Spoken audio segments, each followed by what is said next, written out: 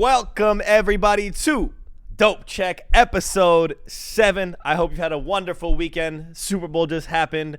I hope you guys have recovered mentally, physically, and all the ways around. Hopefully your pockets are good after the bets. But I'm here joined by the beautiful Tactical Rab and the beautiful Trey Zero. How you guys doing today? What's good, Trey? Give your intro first of all, then I'll crack on. Oh, you're looking okay. Good, fella. Hey, now my day is absolutely perfect. Honestly, Rab, you're looking stellar yourself, and Dace. Don't even get me started on you. It's what a day, honestly. It's been a great one. I feel great. How do you feel, Rab? Yeah, absolutely fantastic, ladies and gentlemen. I'm actually buzzing for this because we've got a lot to dive into. It's been a dramatic week in all things that I talk about on some various channels. And oh my God, COD's actually back. Can you believe it? We have matches at the end of this week. But we have some brand new teams, Ace. And some of these teams, I don't know what's going on. I don't know what they're thinking. These guys are trying not to make the World Championship as far as I'm concerned. They're begging not to make champs, is what I'm seeing out here. Okay, bro, let's talk about it. All right, let's hop right in. Let's talk about Paris first. Yeah, let's hop let's talk the Vegas Legion. I call them Paris. I still call them Paris all the time, bro. Let's see. So easily done. We had Standy getting dropped in a shocking manner because according to me and everyone in the community, there was definitely another player on that team that was performing much worse. Purge, worst series in the league, basically the worst series of this year by far, and a clear underperformer. What's the reaction from either Trey or Rab, who want to take this first? Because I have my opinion for sure, but what's your reaction to Standy getting dropped? You want me to go first? Your smile's on your face hard right now. Go ahead, bro. All right, so I will say this. There's obviously a clear reason Standy has been dropped, and it's clearly nothing to do with gameplay. Because obviously he was better than Purge. It's Standy, he's a very good player. Obviously something's gone down behind the camp. I don't quite know what. I'm going to assume something happened between him and Attach, because Attach basically runs that team. We know that. So it's definitely nothing performance based. I even tell people like this, what do you think of the changes and stuff like that? And you can clearly tell that if it was performance based, then Purge would be gone. I think we can all agree on that. Do I agree with the change? I feel like we're in a situation now where, like Rab says, people don't want to make champs, and we're just changing to change and not changing to get better. And I feel like if you are a team that wants to get better, you have to get rid of Purge.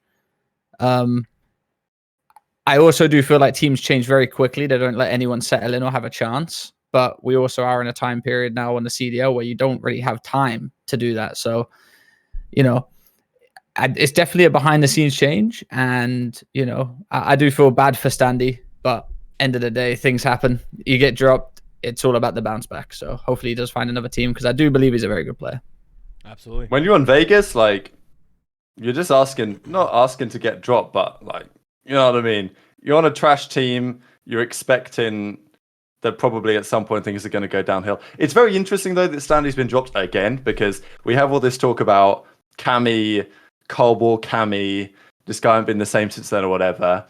And maybe that's true in some part. But you can say the same about Standy. This guy came into the Cold War season and had genuinely very similar stats to Abeezy during that year, which is very interesting because you don't typically think of Standy as an Abeezy-like player, at least I don't. But if you looked at his numbers from Cold War, he had almost identical numbers to Abeezy from when he came into the league until the end. And obviously not as good because Abeezy was Abeezy, but pretty comparable for a rookie player.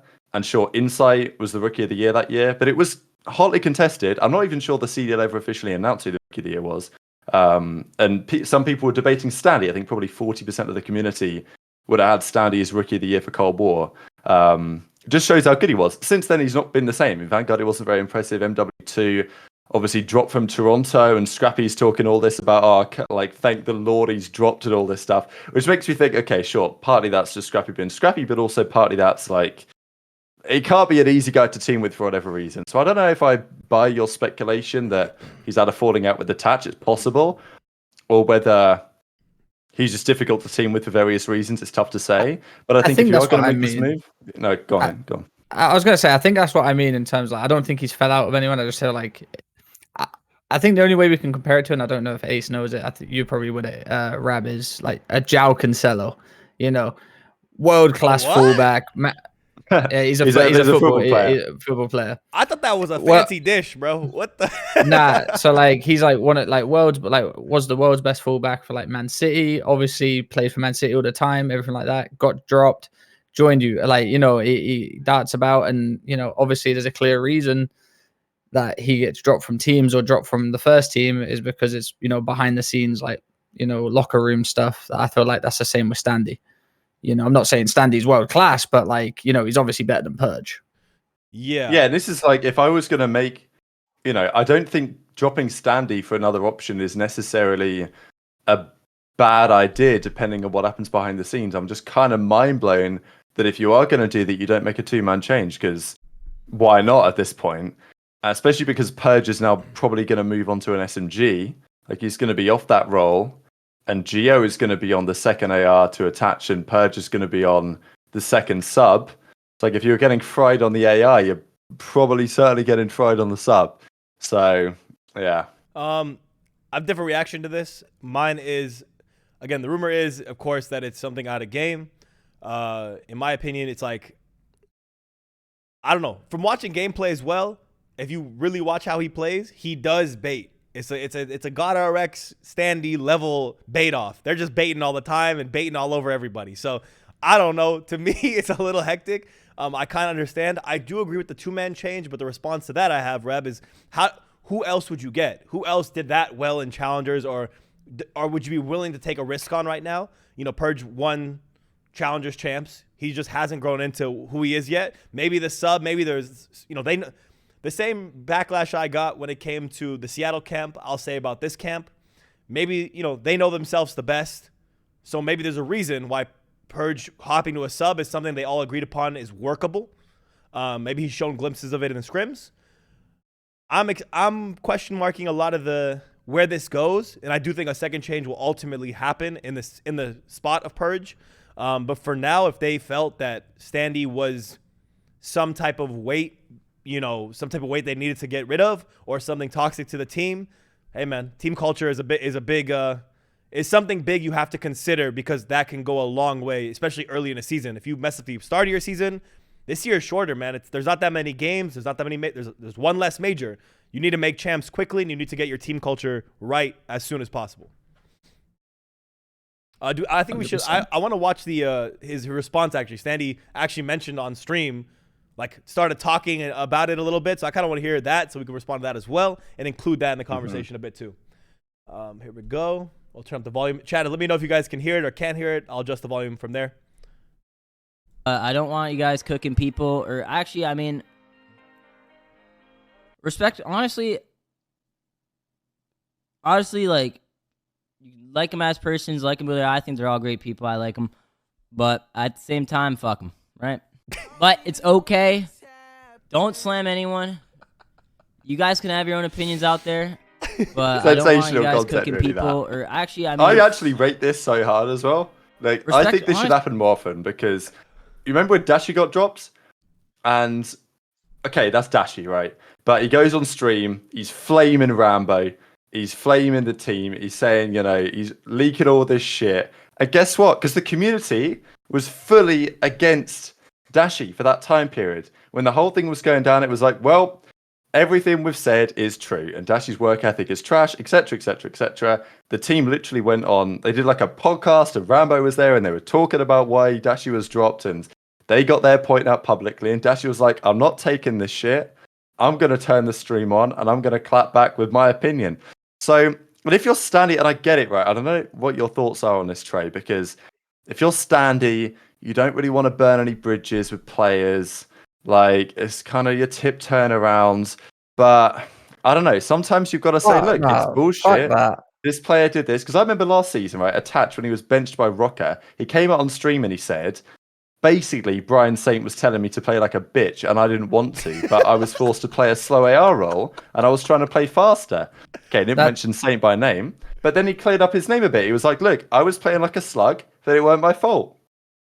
That's also something I hate too. You know, we had this discussion last week about, you know, Dashy changing his role. Like, I'm not being funny, but we won't get into that because that is another topic for later. We won't get into that now. But listen, you gotta go. Listen, because that's a topic of discussion later, and we already said this earlier. Because I put my hands in my head and said, "Oh Jesus Christ," because some people just need to get roasted. End of the day, that's how it is. And for Standy, I'm gonna be real. You got dropped. That bridge is already burned. Yeah. Say what you gotta say. So once you get dropped, the bridge is already burned, and it's not like a Dashy dropping. Dashy's like one of the faces of OpTic. Dashy getting dropped, it's like we need to try and work him back into the team. I don't know. I think there's a fine line, right? Because you are still in a professional league at the end of the day, right? You coming out and saying I like those guys, but fuck them is a little bit wild. I think you could be a lot more constructive about your opinion about what happened. You could say, because again, it's been on the screen still is the breaking point. Via sources, the move was made to both in-game and out-of-game factors, right? So it's being reported publicly that something happened outside of your gameplay.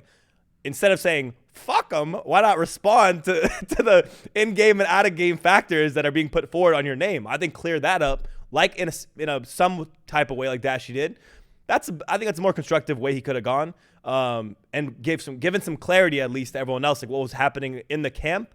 And I think his sentiment toward him would have been a bit more positive compared to now. It's like, oh, it's funny, it's W content, but like, is it actually? It don't get you anywhere. Yeah. Is it good for his future and good for other teams looking at him? Like that he just came out and said, "Fuck my team." I wish players would actually admit when they made mistakes. That would be a big thing because like. It's clear there was some outer game stuff there, and I'd rather, I said it in my stream when I got dropped, like I admit I wasn't a good teammate. And I didn't go around saying fuck him, fuck him, fuck him. I actually sat there and thought I actually caused part of this myself. And that's how they saw it too. So you can go around and, slate all your teammates, whatever like that, but there's a reason you've been dropped. And if it's not because you're shit, then you've got to look at yourself and think, oh, was I the problem in terms of, out of game stuff? Did I argue when I wasn't meant to argue? Did I not take constructive criticism? And I do feel like if players, that got dropped actually changed their ways when they got dropped and actually admitted when they were wrong and admitted their mistakes, they would actually get looked at more in terms of he's actually a mature player. He knows he's messed up and he probably deserves another chance. Whereas, the players these days go on some like redemption arc, like, yeah, honestly, fuck them. Like, yeah, everyone's going to laugh about it and stuff like that. But what does it actually prove that you've done? It just means that you've just gone like, fuck them, I'm going to play challenges and fry or whatever like that. It doesn't actually prove to anyone that you've, been dropped for a reason. You just think you've been hard done by all the time. Yeah, 100%. Like you have to come out, be constructive, and look ahead at your future prospects because they're looking at you like, okay, look, you coming out saying fuck you is definitely kind of actually supports the idea of dropping you for some out of game stuff because maybe you have this kind of like behavior behind the scenes and that can definitely be something that comes back and haunts you. Someone in the chat as well said that Nade told him to go back and say sorry and fix whatever happened and don't be immature, which I think is great advice by Nade shot for 100%. Yeah, 100%. Like I said, when I got dropped, in my head, I'm thinking, like, when I literally got dropped last year, I ranked Bants, and I was like, yeah, fuck them, they're shit, they ain't gonna be nothing without me. Like, and I'm right, but like that don't get me anywhere. Yeah, It's Nade shot is right. We're dealing with it like it's a career at the end of the day. This is your job. Yeah. You mess up if Rab turns up late to us, Ace, he's going to say sorry. He's not going to say fuck you. That's a good point. Hey, Rab might just come out and say fuck you anyways, man. Never know. If we drop Ace tomorrow and we're like, we don't actually like him that much. Ace isn't going to go. Ace ain't going to go. Fuck those guys. Like, he might. He's gonna be. He might. I would just go on Twitter and say the Euros took over, man. That's all I would say. I would say just say chat that out, and that's it. Call it. No, come crawling back. It's sorry, What the? That's what I'm saying. I'll delete Streamlabs OBS. I'll put OBS in. That's my issue with players these days. It's just even when you're teaming with players too, like the egos and constructive criticism these days, no one can admit they're wrong. It's horrible. No one, you can't say nothing to anyone these days, and that's why I feel like the teams at the top are the teams at the top for a reason. You know, Toronto 100% sat there. If someone's doing something wrong, it might get a bit heated, but end of the day, it gets solved then and then. Whereas these bottom teams, I just feel like it's just an argument for no reason. Yeah, we went into a couple. I think was it last week or the show before that. I think it was last week with you, Trey. It was how the team culture and becoming friends actually is part of this all, right? Like, yeah, obviously you win together and your friendship is going to get better when you're winning, but like you have to like the guy you're sitting next to, right? Like if you're 100%. willing to like chat with him, go out with the guy, take if worse comes to worse, someone throws a punch or throw a punch back for the guy.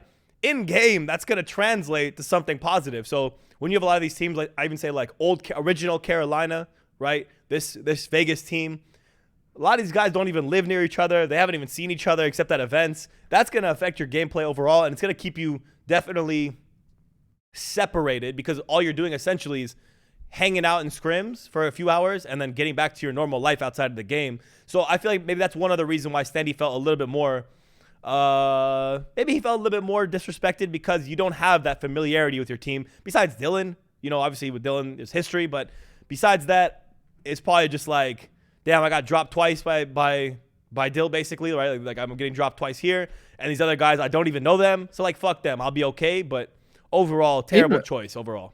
I was gonna say, even like playing rank play with each other, I see teammates not even playing rank play with each other, And Yeah. I understand I'm not saying like that's gonna win you events or whatever like that, but like that's just building natural team chemistry.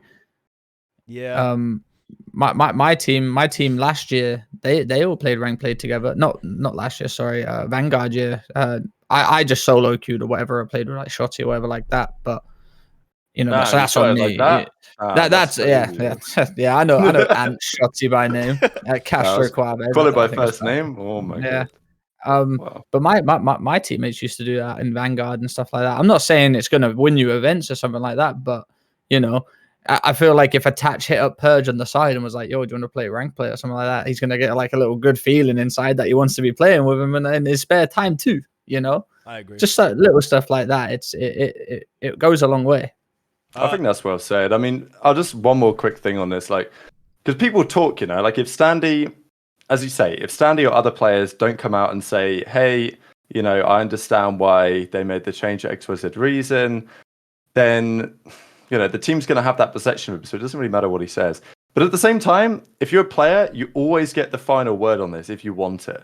Like, the team comes out, they drop you, you then can go on stream, and the team themselves will very rarely ever respond. Like, you almost always, if you want it, get the final word. Because they drop you, you can come out on stream, you can say your piece, and it's pretty rare that any of those players are really going to come back at it because they're like, well, whatever, like we moved on, we're going to do better now. So if you really want to get to change the public perception, then you can do it if you choose to and you go about it the right way. 100%. That's my feeling. Yeah, I agree. I mean, one other thing I want to see, like, what you guys pick one way to take this is who would you swap for Purge? Like at this point, right? Everyone's ace has been picked up. Even you're at the point now where even Seattle Brezzy gets picked up. We're getting international players getting picked up. Who's left to even swap in for Purge? There's always someone. There's always someone. Don't give me this cheese ass answer. Who would you pick up? Pick up that you pick up the next best thing that's doing well. I mean, you got You Gio. just look at who won the most recent Challengers Cup. Okay, yeah. I mean, Luna's would be like the top guy that I would be thinking about. Are we throwing Fire 40 in there obviously again? he's an AR role. Honestly, Fire fried yesterday. Fire was playing pretty good actually. He's been grinding back. I'd put it back in. Let him rerun it with a team that's not chalked. Yeah, bring it back to Paris. Guess what? Guess what? It's chalked. Okay. Anyone you put in there is gonna be, they're gonna feel the pressure because every time someone joins a team, it's pretty much chalked anyway. The bottom teams that change, it's chalked in terms of he's got to go in there and fry it. And if he doesn't fry, guess what? His stock's gone all the way down. We've seen this numerous amount of times. Yeah, have to. I know, Trey. Let's say if you were on, let's say right now, you got a call, right? You got a call from Vegas Legion tomorrow and they said, Trey, forget it about your 2K subs and your pop-in Twitch stream. Let's forget about that for a second and come in. We need you. Would you take the risk of going to Vegas Legion, considering, you know, that kind of effect you're talking about on your stock and on your career? Would you take the opportunity? Me personally, yeah, because I went out the wrong way. I'm gonna try and revitalize like what I'm gonna try and give myself a final send off and maybe even revitalize my career in that aspect. For a challenger player to come in, we're talking this guy's got like a career ahead of him. My career, you know, I'm 26. You know, I'm gonna try and go out the right way, and fuck it. If it doesn't, I'm still gonna stream anyway, so I'm still not gonna lose that aspect of it. I'm still gonna be able to do dope check with you guys, even though I might be playing, you know. But for a challenger player to come in, we're looking at, who was it? Who joined London on MW2 from thingy? I forget his name. Oh my What god, was it? iLLeY. iLLeY. Oh yeah. Right. Yeah. For Ryan in challenges. For Ryan gets picked up by London. Where's he gone? That's a good point. I can remember his name. That's how bad it is. Where's he gone? All I right? struggled. Yeah. And I guarantee you, if he did not join London and just carried on grinding for our challengers the rest of the year, he'd have been on he wouldn't have been on the top team, but I guarantee he would have got picked up this year.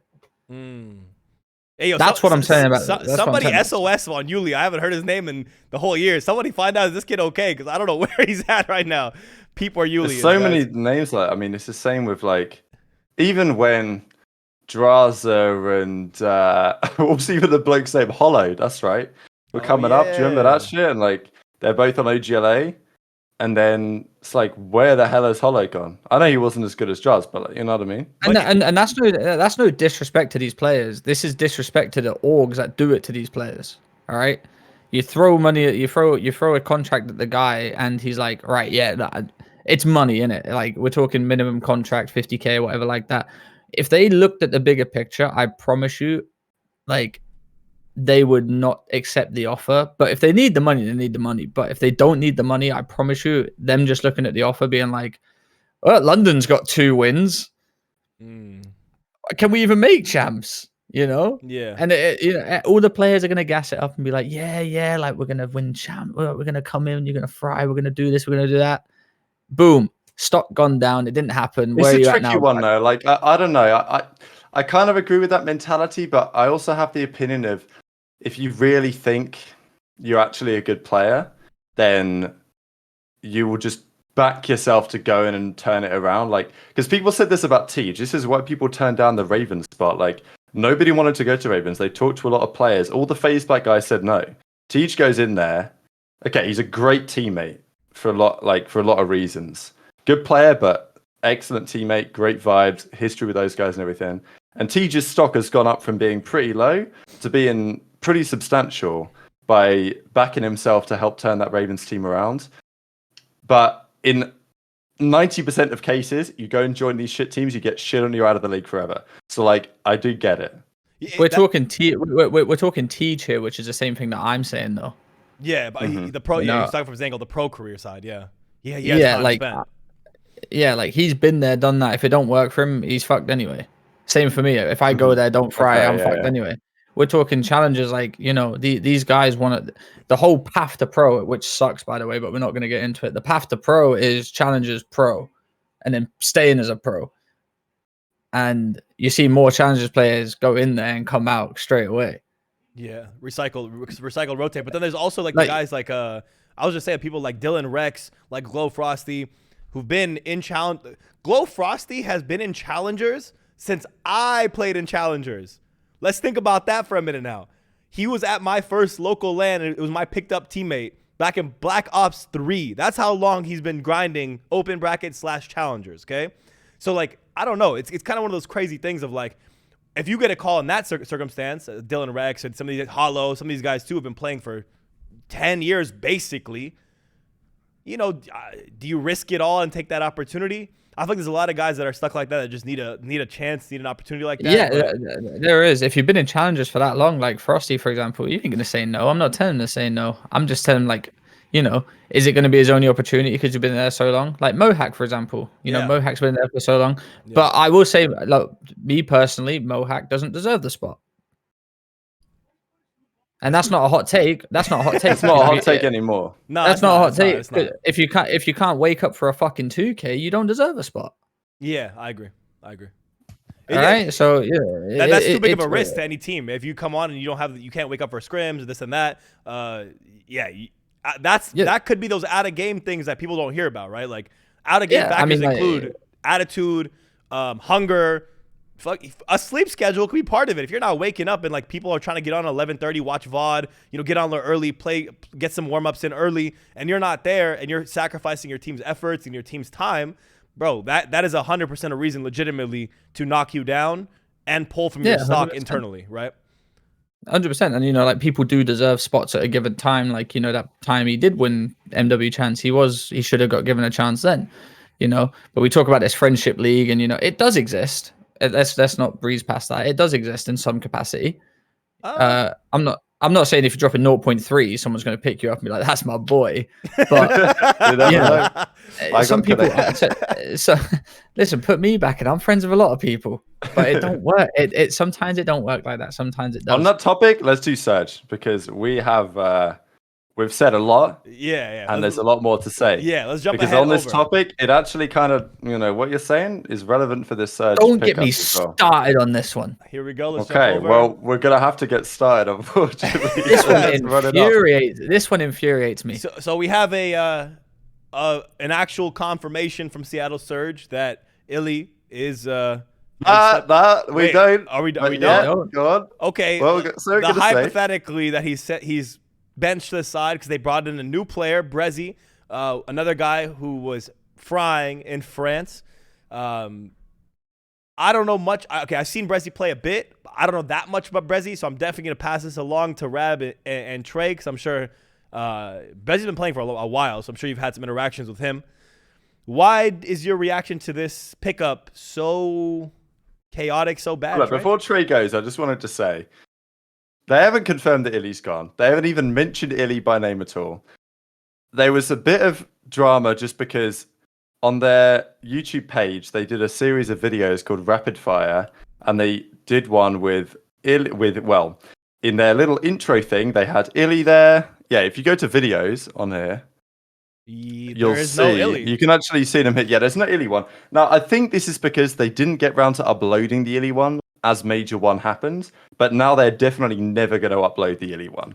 But I know that there was talk about it because you have the Abuza one, the Hook one, the Arsties one, and there's no iLLeY one, and people were like, have they just tried to delete this guy off the face of the planet? Like, it was the same shit that happens when iLLeY was dropped from OpTic. They never even tweeted that he was going anywhere. So it's like, what the hell is going on right now? Why can't they just tell us he's been benched? They don't have to give a reason, but just say, iLLeY's moving to the bench, Bresy's coming in. That's the decision the team has made. You don't need to give it, they don't need to say anything, but we don't even know. Is iLLeY benched? Is iLLeY dropped? Is iLLeY gone? Is iLLeY suspended? Like, I don't know. Can they not say something? Like, at least say, oh, look, iLLeY's still part of our team. He's now on the bench. Like, that's what we think is best. You don't have to give a reason and go into all the drama, but like, come on, right? Is this not just terrible? Does it not like open the door to more speculation? Maybe I'm wrong. No, you should not. I think it's out of respect for the player too. Everyone should know what's going on with that player if he's a part of the team or not, especially the fans. Is iLLeY going to be a part of the team? Is he not? Everyone says no. Do I think he's part of the team? Probably not. You don't think so? Probably. Well, like, is he bench? Is he a sub? Is he potentially?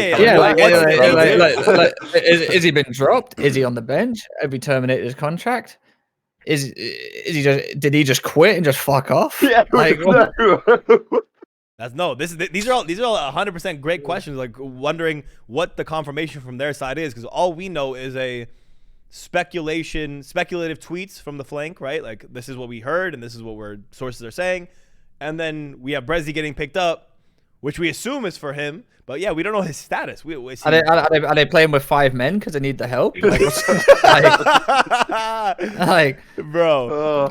I don't know. And I can't. I think the CDL will do a tweet confirming it because usually on the Monday after the roster lock happens, they do tweets like confirming all the changes. What's the website saying? What does the website say? Okay, but I was looking to bring that up. The website has played me before because I had a. I don't trust the website. Yeah, the website has random people on random shit because we had a cramp popped up or he was bugged on the Boston Breach page, but actually then we got announced on LA Thieves.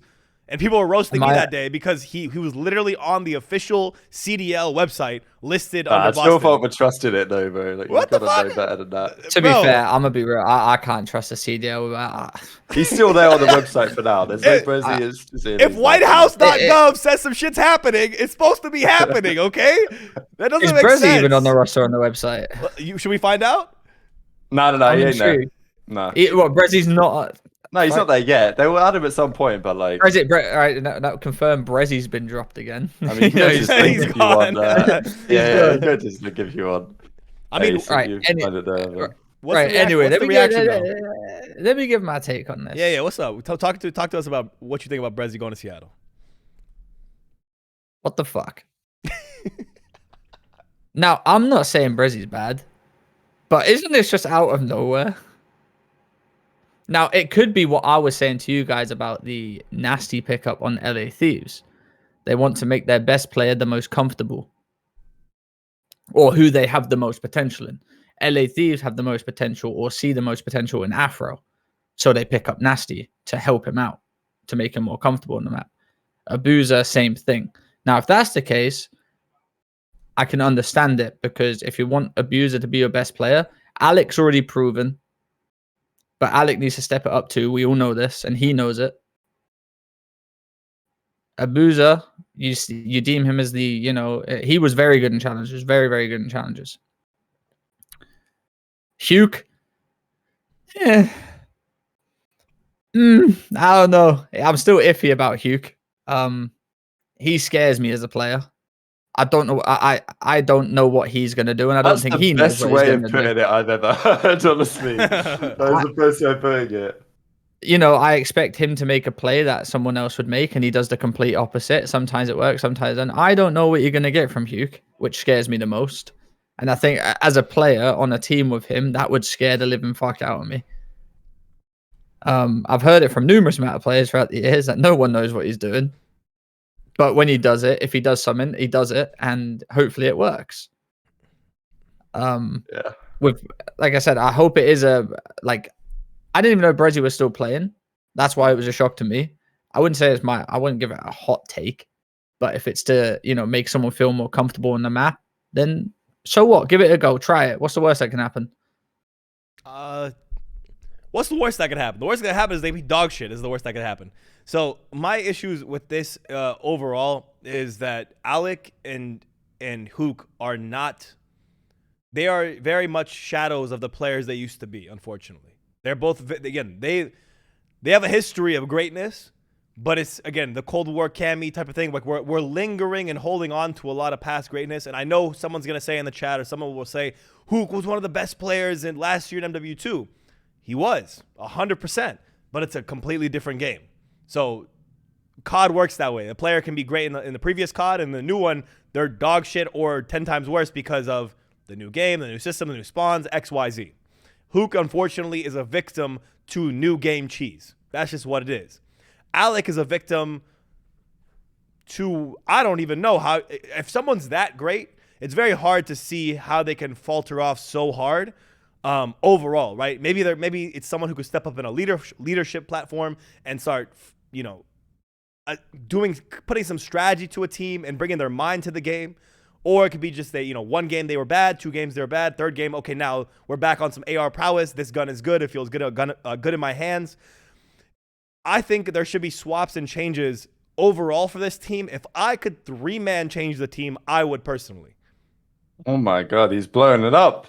Yes. Seattle's the one team, in my opinion, that off bat looked generally the weirdest, and you have some interesting play all around. Maybe a 2-man, if you're bringing in Breszy to make Abuza feel comfortable, maybe with a language barrier or whatever it may be, I don't know if that solves your problems. That's kind of where I'm getting to. Like, it doesn't really solve your problem, right? I don't know. The Seattle team right now is a very interesting problem with we don't know what's happening with Inder, but I don't think you really solved the problem by bringing Breszy in. I think you may have made your problems worse because now you have two French players with potential, communication issues that happen in mid-game, right? When COD's so fast-paced. And you have two other players who generally across stage 1 have been struggling. So it's not a recipe for success really in any regard in my mind. So I don't know. Seattle's in a tough spot. I will say Breszy does have good English. He's teamed on many multiple challenger teams and teamed with in America too, and teamed with English players too as well. I have heard his English is very, very good. Okay, there you go. That's the good news to hear. I've heard his English is very good, and my only thing was like, Alex probably sat there like, who are we gonna get if iLLeY goes? And I bet Breszy didn't even pop up in his mind. I was just thinking that, yeah. And this goes back to that team chemistry that I was talking about as well. Yeah. Do I wake up in the morning and think, wow, Alec and Breszy must be great teammates. They must go out for so many dinners and breakfasts. It comes down to this, and if it's to make Abuza feel, easier and stuff like that, I do understand being a, player from a different country going into a team with Alec. Alec is very, you hear him on his streams, he's very aggressive and likes to say what's on his mind and stuff like that. And with the Alec thing as well, I think a lot of the bullshit that's happened to him in the CDL, maybe he's just over it. And it's still happening to him to this day. He got dropped from FaZe, which was, you heard, his own doing as well. Like from the rumors that everyone's heard and stuff like that, it was from his own doing. Joins LAG. I don't even need to speak. We all saw how that turned out, and then he joins Seattle. They get, top 6? Yeah, they get top 6. That you'd like to think they go lucky back and to get top 6. That is true, but their S&D was amazing. Mm-hmm. You go back and work. Yeah, I was literally gonna say, I'm like, thanks to who though? No, but that's my point. Yeah, and you go back, and because they're not getting rid of iLLeY. In my mind, they're not getting rid of iLLeY because they want to. Of course. Clearly, because he's their best not gameplay player. related. Like, it can't be. It's yeah, impossible. It's clearly because he's their best player. We saw it at LAN. We saw he was the best S&D player there. We just saw he was just. It can't be gameplay related. So Alex probably gone home thinking, wow, we can probably work on hardpoint. If we work on hardpoint, we can take some series off these teams because we're better than everyone at S&D or somewhat close. He's gone home. We have to get rid of iLLeY. And he's like, all right, where do I stand now? He probably wasn't even expecting that to happen. And I'm not saying, it's his fault that he shouldn't act like the way he does, or he's not faced anything like that. Because as a professional, you have to deal with everything that comes in front of you. To be the best of the best, whatever's in front of you, you need to overcome it. But he's probably just sick of the bullshit that keeps happening to him as well. Yeah, I think that can be part of it. Like, I know the Breaking Point, I don't know who they are, but GG Breaking Point of the chat made a point on, like, who would you get instead? I genuinely think of the circumstance that they found themselves in, Breszy actually makes one of the most sense of all the options, just in terms of what they're trying to accomplish and kind of the pressure that it puts on the team. Because, okay, Rambo speaks French. There was rumors, and Easymac mentioned it in the chat earlier, that they were even going to go for a stronger French roster. They could have had Linz over there. That was a possibility. They could have even had more than that. And I don't know if their long-term plan is going to be, all right, fuck it, let's just, try and form a French super team and get Paco off New York somehow, and run it up. I don't think that's ever going to happen. But I think in terms of a trajectory, we know that Arstes has been underperforming. He would be the next player to go if there was a theoretical further change. Hook has been a question mark. There's obviously talk about Cobra and Breszy and the way that they kind of managed the AR sub pairings last year. And Breszy is going to run the sub on this team, we believe. And you need someone that can run the sub. You probably need someone that Abuza trusts. And, if you want to believe that Abuza can be the man to take this team forward, as the talent of the roster, as it were, then I think Breszy actually makes a lot of sense. So I don't mind the man they've picked. It's just like the fact that iLLeY is gone is just such a shambles because of what you needed him to do for the team. So at that point, it's almost like, well, do you just say, you know what, we need to even go one step further? People are talking about, like, I mean, this is what you said, it's like maybe you just blow the whole thing up and you say, you know what, RC's you're out of it. We're getting Cobra in and we're just going to go like full French and we're just going to hope that it works and keep the vibes up. I actually think they'd stand a better chance of qualifying for champs doing that than they would what they're currently trying. Yeah, that's kind of what I wanted to come around to, in a sense. Like, it's not that the someone's bad, or, like, it's like they're the worst players in the world. It's more just like you can create a more cohesive roster now, especially considering we don't know what the situation is with Inder at this time. Kind of filtering out some of these players, getting that French connection in, and kind of resetting your team for the utmost success and comfortability and vibes is probably your best bet. Plus, you got a top 6. It's not, it's not the end of the world. You got a pretty decent spot where you got some, you got some pro points. They performed well in the qualifying stage. Champs is not chalk, so you have some time and some buffer, some comfortability to work forward and get yourself in a good spot to at least make champs and hopefully have Inder come in to a good team if he does return later in the season. So, I don't know. In my mind, overall, do we think overall this team is going to, at its current phase with Breszy on, outdo top 6 in the standings or get below top 6? I just want a little bit of a prediction. I mean, I think they can only go down from here. Like, if you look at the standings, the teams below them, like, I'm expecting Boston to make progress. I'm expecting Thieves to make progress. And there's a pretty small gap between where Surge are on like 60 points or something and where the teams are. Okay, it's like 25 is the champs cutoff right now, but that's going to change rapidly. So I can only see this team trending downwards on what we see at the moment. It's tough, but I think you are right. Like, they've got a cushion now. They got top 6. They got a cushion to try things out. But the issue with that is you put so much time and effort into the new roster. If it doesn't work, then you're back to square one when you got to get rid of someone else. And I think iLLeY is probably set in that team because of who he is. I think if they start playing bad next, I think he's set in that team just because of who he is. Like I said, I don't feel like he is terrible. I don't think he's fallen off the face of the earth. I think he's just sick of it, which is not the mindset. I think someone needs to tell him, figure it the fuck out. Maybe it's stage 1 already. It's only stage 1. If you're sick of it after stage 1, we talk about phase doesn't have the dog in them. Well, boy, then if you're tired after phase 1, you don't got the dog in you. That's problematic. Yeah, for sure. That's for sure. I'm not disagreeing with that. That's why I always say to players, to anyone that asks me, like, what does it take to be at the top? I had different rosters every single year I competed, pretty much. And I felt like I always done the best of the situation I was dealt. I felt like I was a top 4 team pretty much in most games I played as a European team, as a European player too. We was always, being spoke about, which is, I think like a good thing to go off. I think like the best players in the world always deal with the worst stuff that could happen to them and overcome it. Yeah.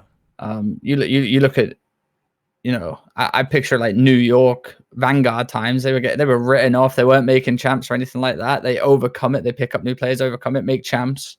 They didn't win it, but it showed the level of passion, the level of commitment that they all had for each other then. And I feel like if you feel like your team's chalked, then you're chalked.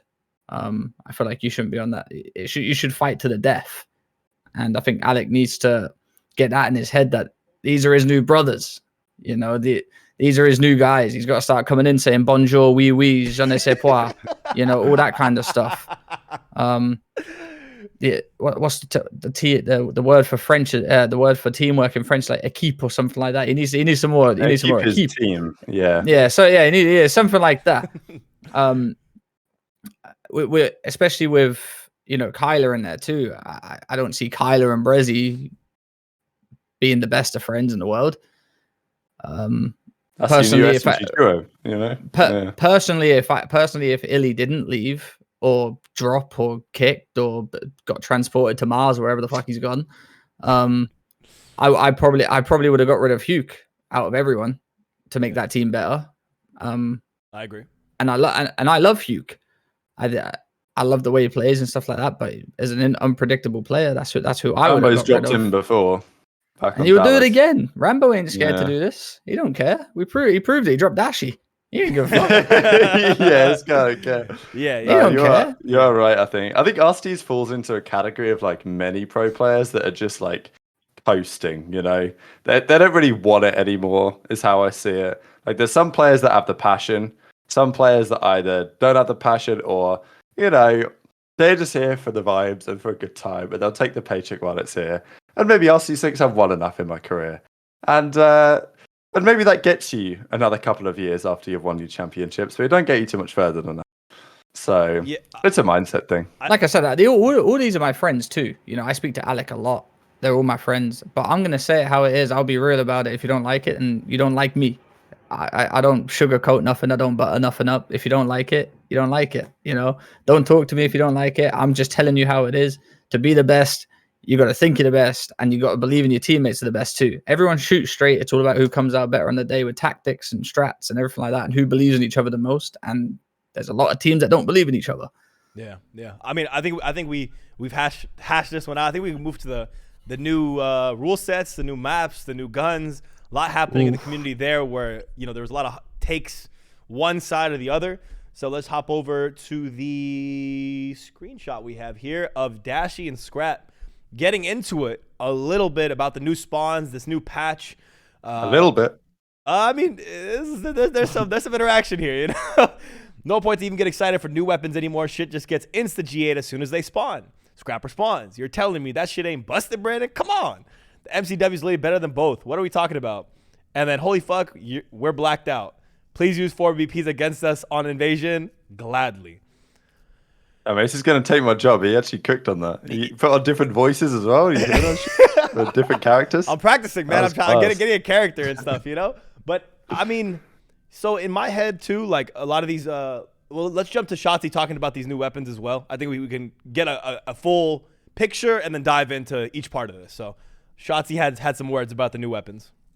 So whenever this BP fucking bullshit came about, right? BP and Ram 9, okay, right? They wanted us to try the new guns, right? I was like, all right, bet. I was like, yo, give me the new sub, right? It was the Ram 9. I put some random ass attachments, found some good shit, right?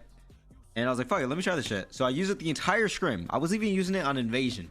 I'm literally running this shit, fucking feeling delusional, fucking running this shit on Invasion, right? So I'm like, damn, this shit kind of rips, right?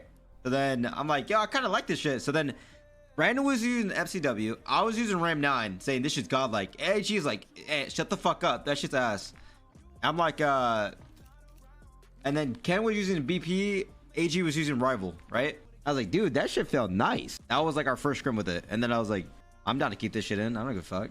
I mean, yeah, and then that's kind of how my vote went. And then we tried it again today. And then today I was using Ram 9. I don't like the BP, bro. The BP I think is fucking horrendous. I have a class and I tried using it. I don't know, dude. That shit, I don't really like it. So I don't know. That's why I'm kind of confused on the whole thing, because I personally think the MCW is still superior. I guess everyone else's perspective, the majority, I guess I should say, is that the BP, there's just gonna be 8 BPs on the map, which, like, I disagree. And then yeah, and then that point too, where there's already 8 MCWs. So what's the difference? I don't know. I guess. We'll pause it there and then hop over here as well. But Shotzi is like, he's quite the orator, isn't he? yeah, bro, he was jumping around a little much there. But overall, I mean, I was hearing a lot about these in scrims as well. I was texting, you know, some different pros and stuff and talking to them about the BP and the RAM. It was a split kind of reaction though, because there were some people that really loved the RAM. There were some people that really loved the BP, and teams were kind of 50-50 about keeping it in or not. Euros decided fairly quick though that the BP was that, like, they weren't going to use any of the cheese guns anymore.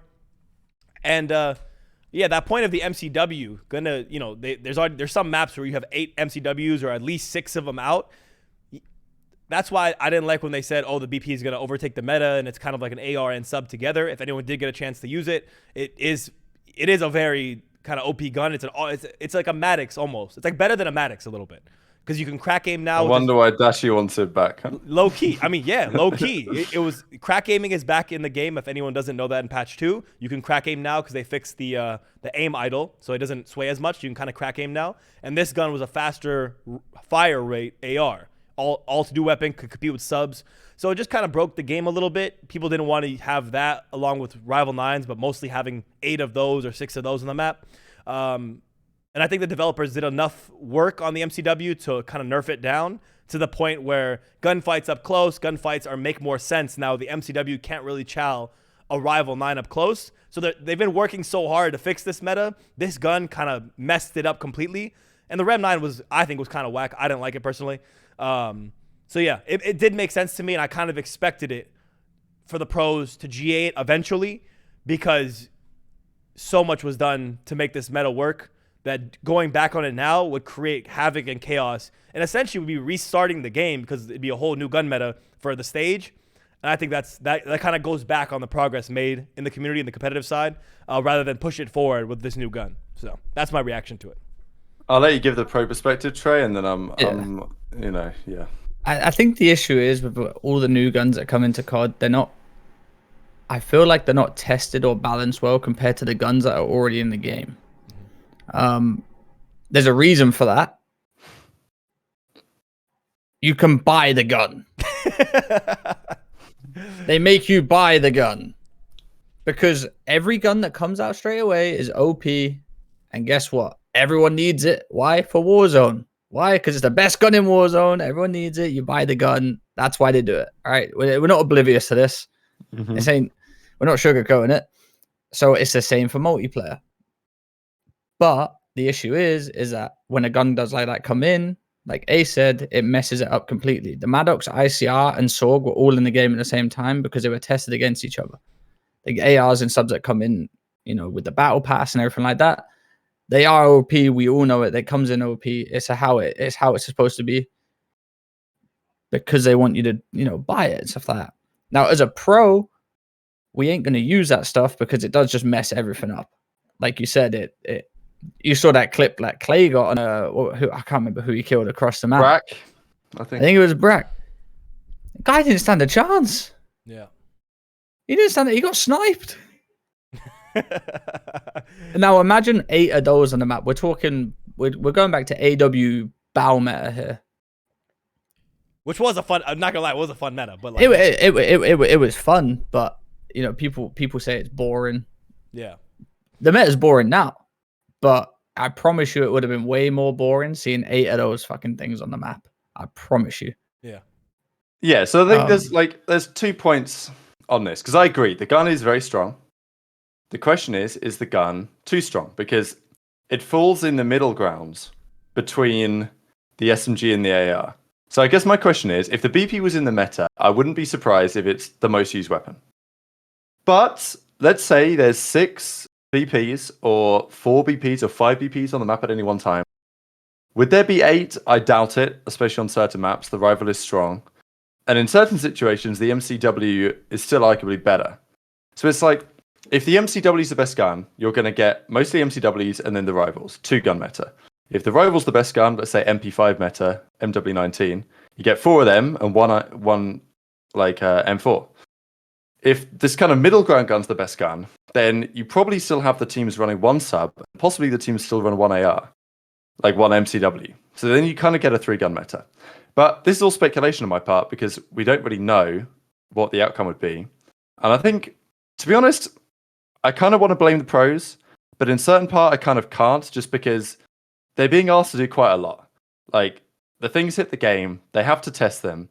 They have to make their own bloody rules. No one at the CDL is going to do it. They have to decide in their own group chats what happens. And obviously there's also talk about, well, if you maybe restricted this and that attachment on the BP, then it would be balanced with the other guns. And it's like, well, maybe that's true, but that's a lot for them to figure out. But I do think that there can be some criticism raised in terms of, I think there's confirmation bias happens here. I think there's certain teams that see a weapon and they think this weapon is probably going to be overpowered. They play it in practice expecting it to be overpowered. they get fried by it one time, and they're like, "Yep, this gun's too got to go." And I think that happens all the time. Even if, let's say, they tested for 4 days and there was no cognitive biases in play, which you're never going to get, then we might have a fair representation. But you're just never going to get that. And it's not necessarily on the pro players. And I mean, I don't know what you guys think about OpTic's perspective, but it's interesting that it seemed like Dashy and Shotzi and those guys, and also I think Thieves, those were the 2 teams. Maybe Surge as well, because I saw Abuser was not happy about the GA coming through. So there was Abuser, there was Thieves, there was OpTic. Those are the teams in favor of it being in. But again, you got to wonder, like, whether Dashy sees this new gun, he thinks, "Damn, this shit looks kind of like the Maddox. I probably hope that it's not overpowered." He plays with it, and he's like, "Well, you know, I got this kill, but it's probably not too strong, so looks fine to me." And then Scrappy is like, "Well, we just dominated on the most recent meta. We don't want that shit to change. This gun's probably overpowered." And then guess what? You get a kill with it, and you think it's overpowered. So I think it's kind of natural. The only way you really solve this situation is if you actually have like a committee that makes these decisions. But that'd happen, buddy. $300 million league, but we ain't got the cash for that. I mean, overall, I'm going to say that the Trey's point 2 of the marketing side of this is one that's understated. You have a bunch of maps that are coming in, Rio, and then soon enough, the Vista was tested as well and all that. Those are all going to have to be bought by pretty much everybody because they're going to be behind a DLC. So it's kind of like, you know, there is some marketing cheese, I think, that's happening here on the Activision CDL side. That's kind of unfortunate, too, because they're like, I guess it makes sense they want to monetize the CDL because they haven't really successfully monetized it too greatly so far. So it does make sense for them, but it shouldn't be at the sake of competitiveness in the league and making it potentially worse to watch, right? 150,000 viewers on the first major. Clearly the game's got some fun to it. It's got something going there. We got to keep going and developing it out with what it is instead of trying to sell on top of it now. But yeah, the guns are a little, in my opinion, a little too cheese. Got to get those out. And the new game modes, I was pissed. I'm going to talk about this real quick too. I was pissed when I saw Terminal Hardpoint come out and Terminal S&D stay in. I think Terminal S&D is atrocious. I'm happy Skid Row S&D came out because that was also atrocious. But it should have... Skid Row's better than Terminal, though. I don't know. I agree. That's arguable. See, that's arguable. That one is definitely arguable just because how the map plays out. We do these because I dealt with it too. The pros that vote is so biased. Well, I mean, of course, you're gonna be biased to your own vetoes and things like that. Of course. Yeah, I know, but like everyone knows the map's ass. But you're just gonna vote it in to keep it in, but it's ass, and I understand why. We done, you know, that's what you do. We done the same thing, you know. Yeah. But it's terrible. The map is terrible. It is god awful. What do we think about the new map? At least, I mean, what do you think about Rio? I've played it a few times in ranked. I mean, fucking hectic. Sure.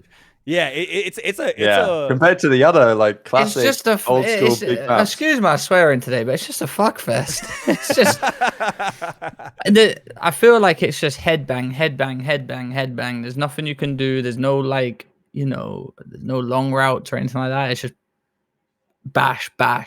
It's a 3-sub map, I think.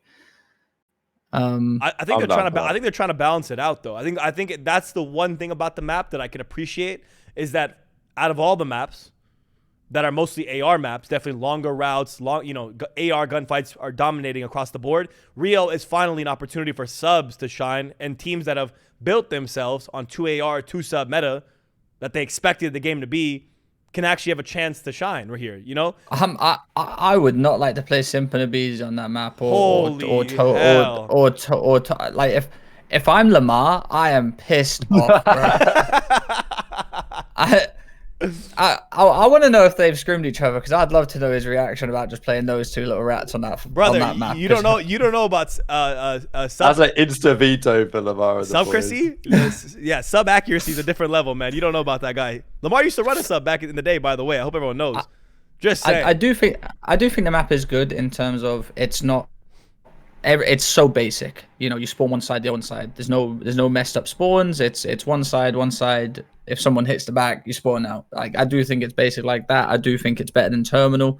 It's probably the best hardpoint map in the game in terms of that makes sense.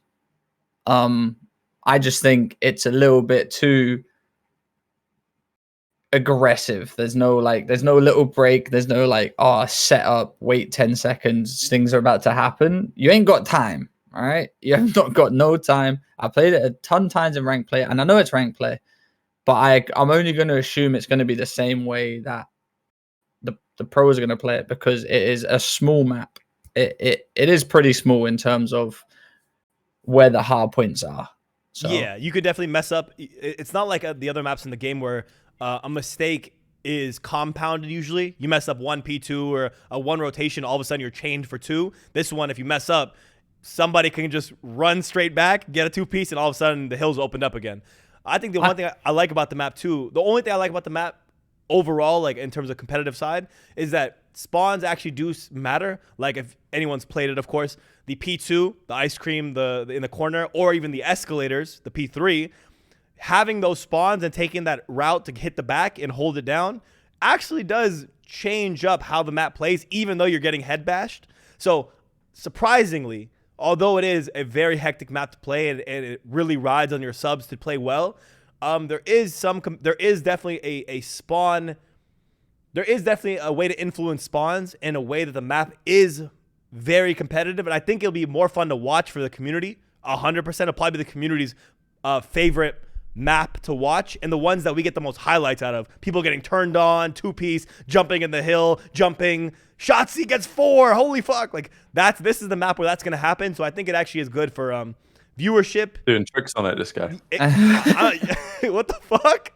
Nah, Rav, you're weird, bro. You're weird, man. I do feel like one change that could happen on it, and call me faded or whatever like that. They need to change the hill rotations. How so? Well, how would you change them? I'm curious. Because P3, the escalators hill, is right next to P4 that's on the right. It's literally Eskies, go through middle door, new hill.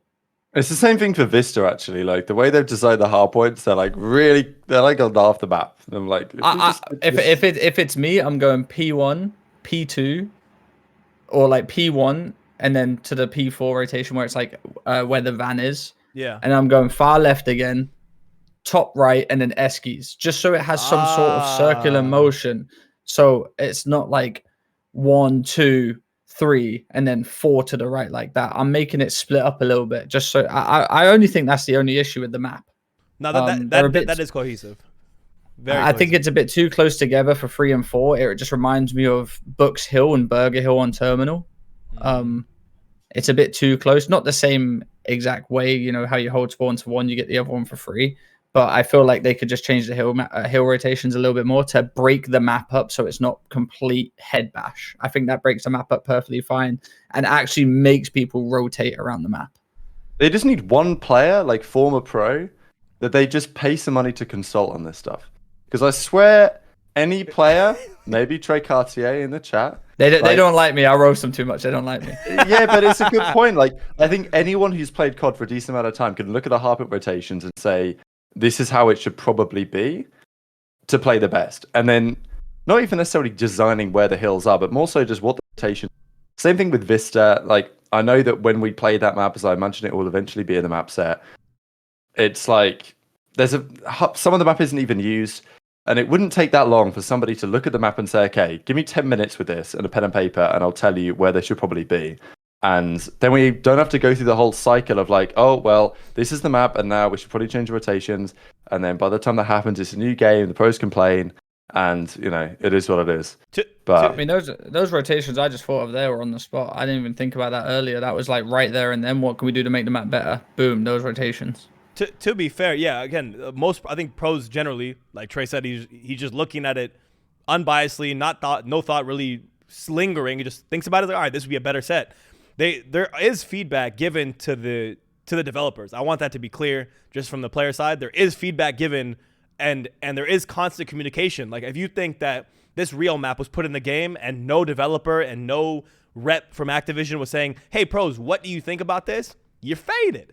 They do ask. They do get feedback, but a lot of times they want to see it played out in front of them, aka they don't, devs don't get to see scrims, right?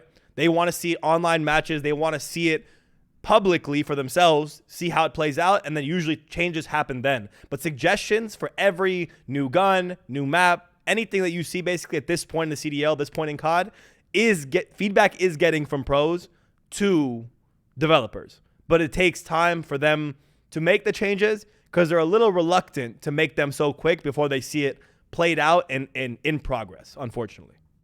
Like Rab said, I wish they would not even me in particular or just anyone, but someone who knows how competitive works and knows the minds of pros. They would at least consult someone for like 20, 30 minutes. I'd even do it for free if they just said, yo, Trey, what do you reckon about these hill rotations?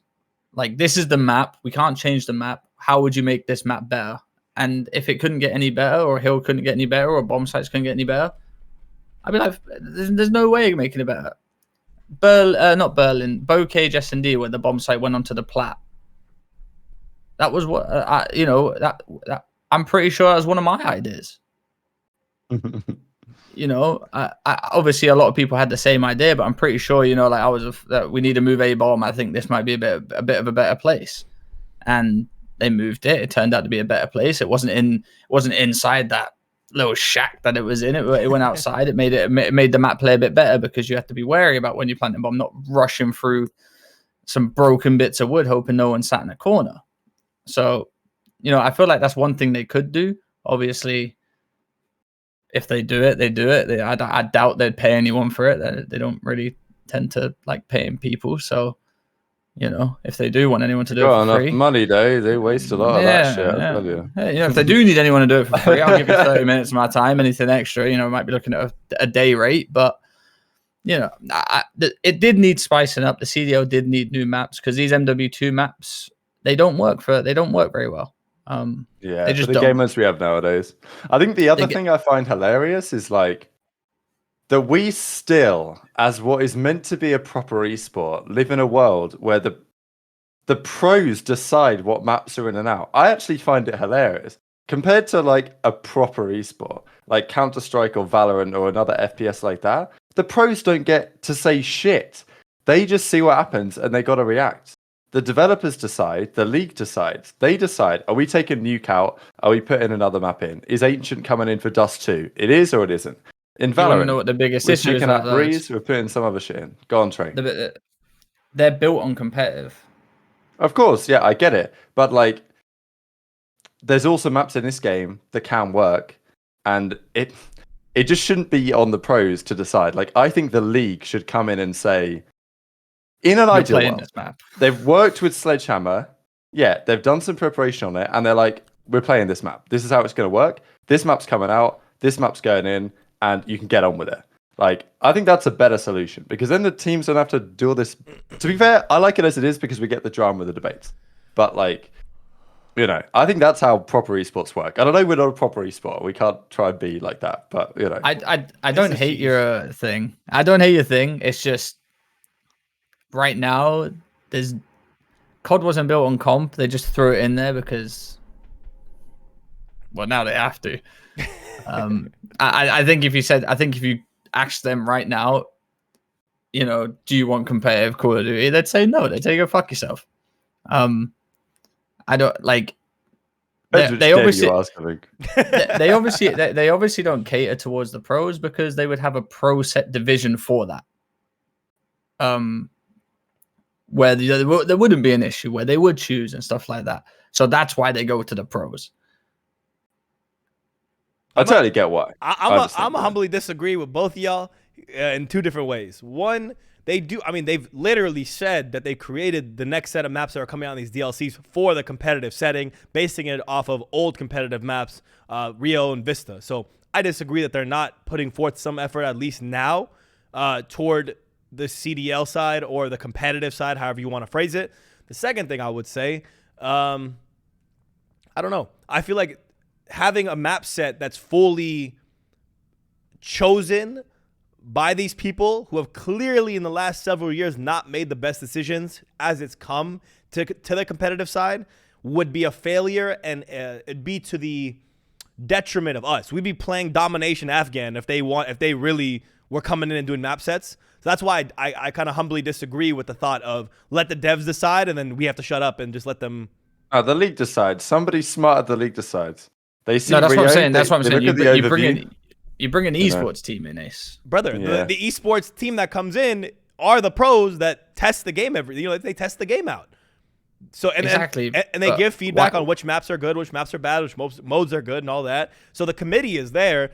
It's all there. So that's why I think the league coming out and saying this is what you're playing, no matter what it is, isn't the right way to go. It should just be based on that original test and take it from there. But still, it's ultimately coming from the competitive players, pros, coaches, whoever goes to those events.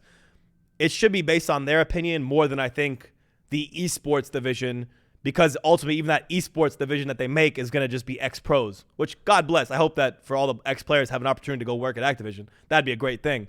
But having them determine the map set, I think would hinder progress instead of push forward progress. I mean, respectfully too, they ain't making no maps for comp, no matter what they say. They made Scorch and said it was for comp. It was one of the worst maps I've ever played in my life. Did they actually say that? I mean, Scorch was. This is what we got told. Scorch was designed for comp. Every pro will tell you that. It was kind of symmetrical. It got told as it was fucking dog shit, Rab. I know you were snaking the fuck out of the headies. No, that was before. No, we didn't. No, we played it for a week. It was terrible. It was one of the worst maps I've ever played in my life, and I hated that map. I will say. I feel like COD doesn't make maps for the CDL like that. Like they just make it and think 3-lane map ain't too bad. The CDL might like this.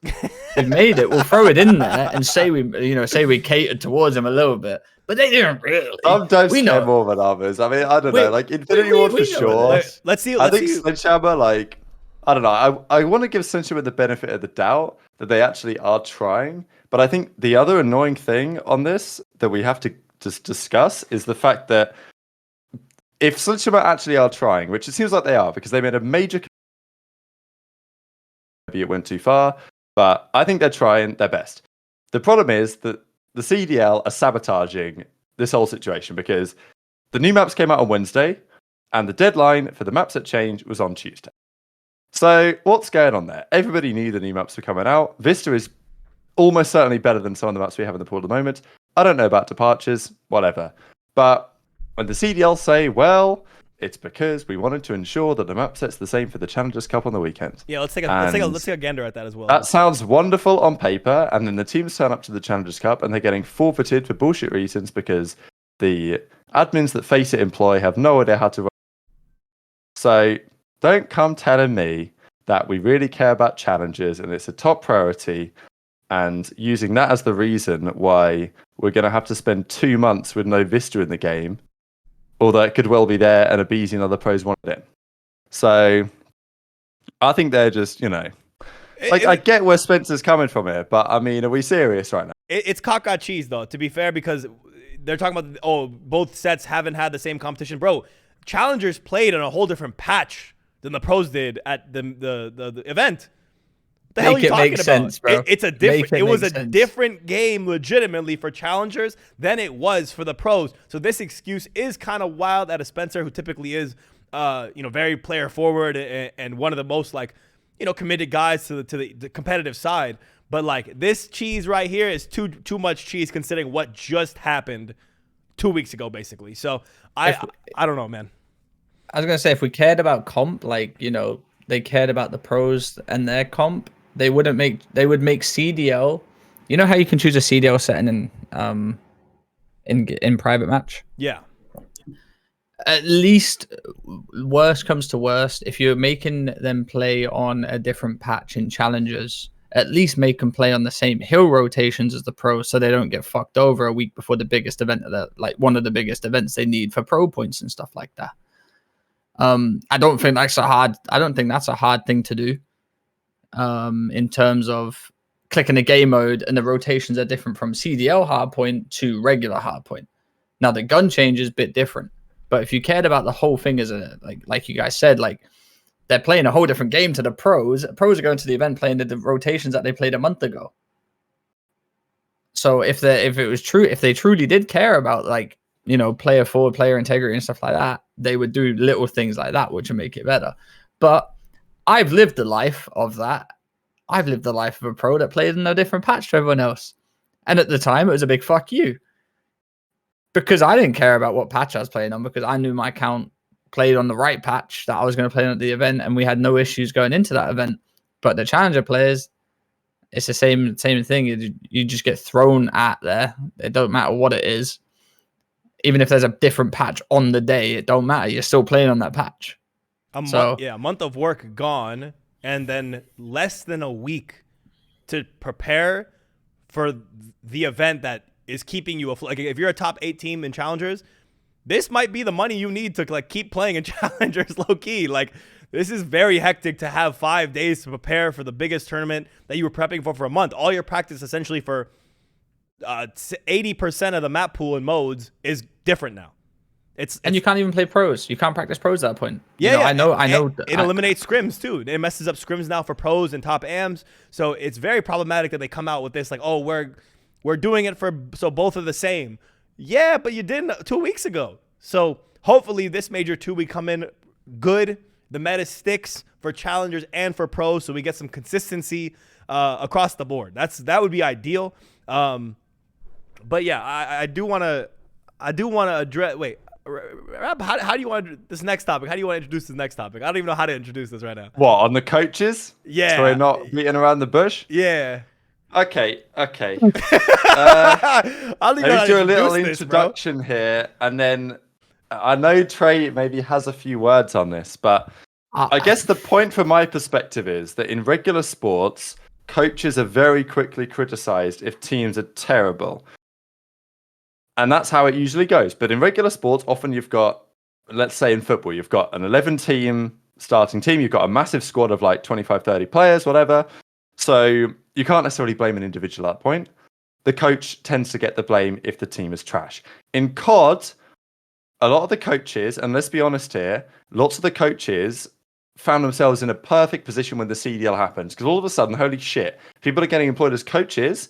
And some of these guys just so happened to retire at a perfect moment that they could slide into a coaching role, whether they were terrible coaches or not. And the big point over the last few days has been that Benjay Nassim went off on the main stage on the flank, and I thought it was spectacular, talking about how these guys don't set a culture. And sometimes when certain players come to that coach and say, hey, we're trash, we need to improve in XYZ way, instead of dealing with that situation, that player then just gets dropped. And Vivid from Los Angeles Guerrillas is the one example that we kind of know that this actually happened to back in the Cold War season when he was surprisingly dropped. And the belief is that happens because he was complaining about the team being trash and wanted to improve. They felt somewhat differently and got rid of him. But lots of these coaches, whoever they might potentially be, are still in the league and they still get paid year after year and their teams are terrible. So, you ain't name dropping? Yeah, you know. Well, there's a few names, of course, that come to mind here. Brian Saint has been the one that's got the most criticism over the last few years. And the question is that for good reason or not? There's a debate on this. You know, he's still getting a job. He's still on the Ravens. Clay, obviously, and the boys over there still like him and seem to think he's doing a good thing for the team. But his results on Rocket were terrible. On E United back in the day, he got dropped for Vicento, and then they went to win the World Championship. That wasn't great for his resume either. There's people like Sam Phoenix, who's been on Surge, who made some very questionable decisions. Now he's on Vegas, still making questionable decisions, right? So there's a few coaches that come to mind on this. There was even talk about like when Marky B was on Toronto, he was given lots of credit, maybe understandably, for their great culture. Then he leaves, goes to Gorillas, and he couldn't really get the same results, right? So it's like, do the coaches do shit or do they not do shit? And on some teams, they seem to do shit. On some teams, they don't. But it's a debate as to what matters. Because every time I talk about this, some people in the comments say, yeah, you're right, these coaches have got to go. Some people say, don't blame the coaches, it's on the players. And I get both sides of the argument, but I just think that, you know, there will be more criticism start to be leveled against these guys. There has been, to be fair, but it's getting to that point. Okay, that's my little topic introduction. Trey, you want to go? You want to take it, or you want me to take this? You want me to start off? Yeah, start it off because I got a lot to say. All right. Okay. COD coaches are an interesting topic.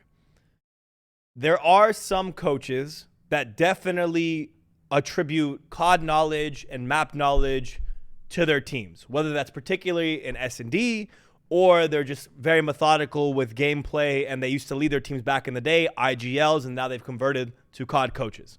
Some coaches are more of personality people, right? They're just balancing out personalities of teams, not doing so much of the strategy, but good vibes and are the messenger and the middleman to a lot of the team efforts and problems and positivity, right? They're that main central, we'll call them the generator, the energy generator for the team, okay? Do I think more than half of the CDL coaches currently could be replaced and those teams wouldn't feel any difference gameplay-wise? Absolutely. COD doesn't need coaches the way that, let's say, other esports do, where, you know, mid-game or post a round, a coach can come in and talk to their team on the headset and give them some tips, right? Like in the game, right? The coach is integrated. COD is like between maps, you can come in and talk a little bit, but overall, it is definitely player dominated. I would even take the example of OpTic on this one.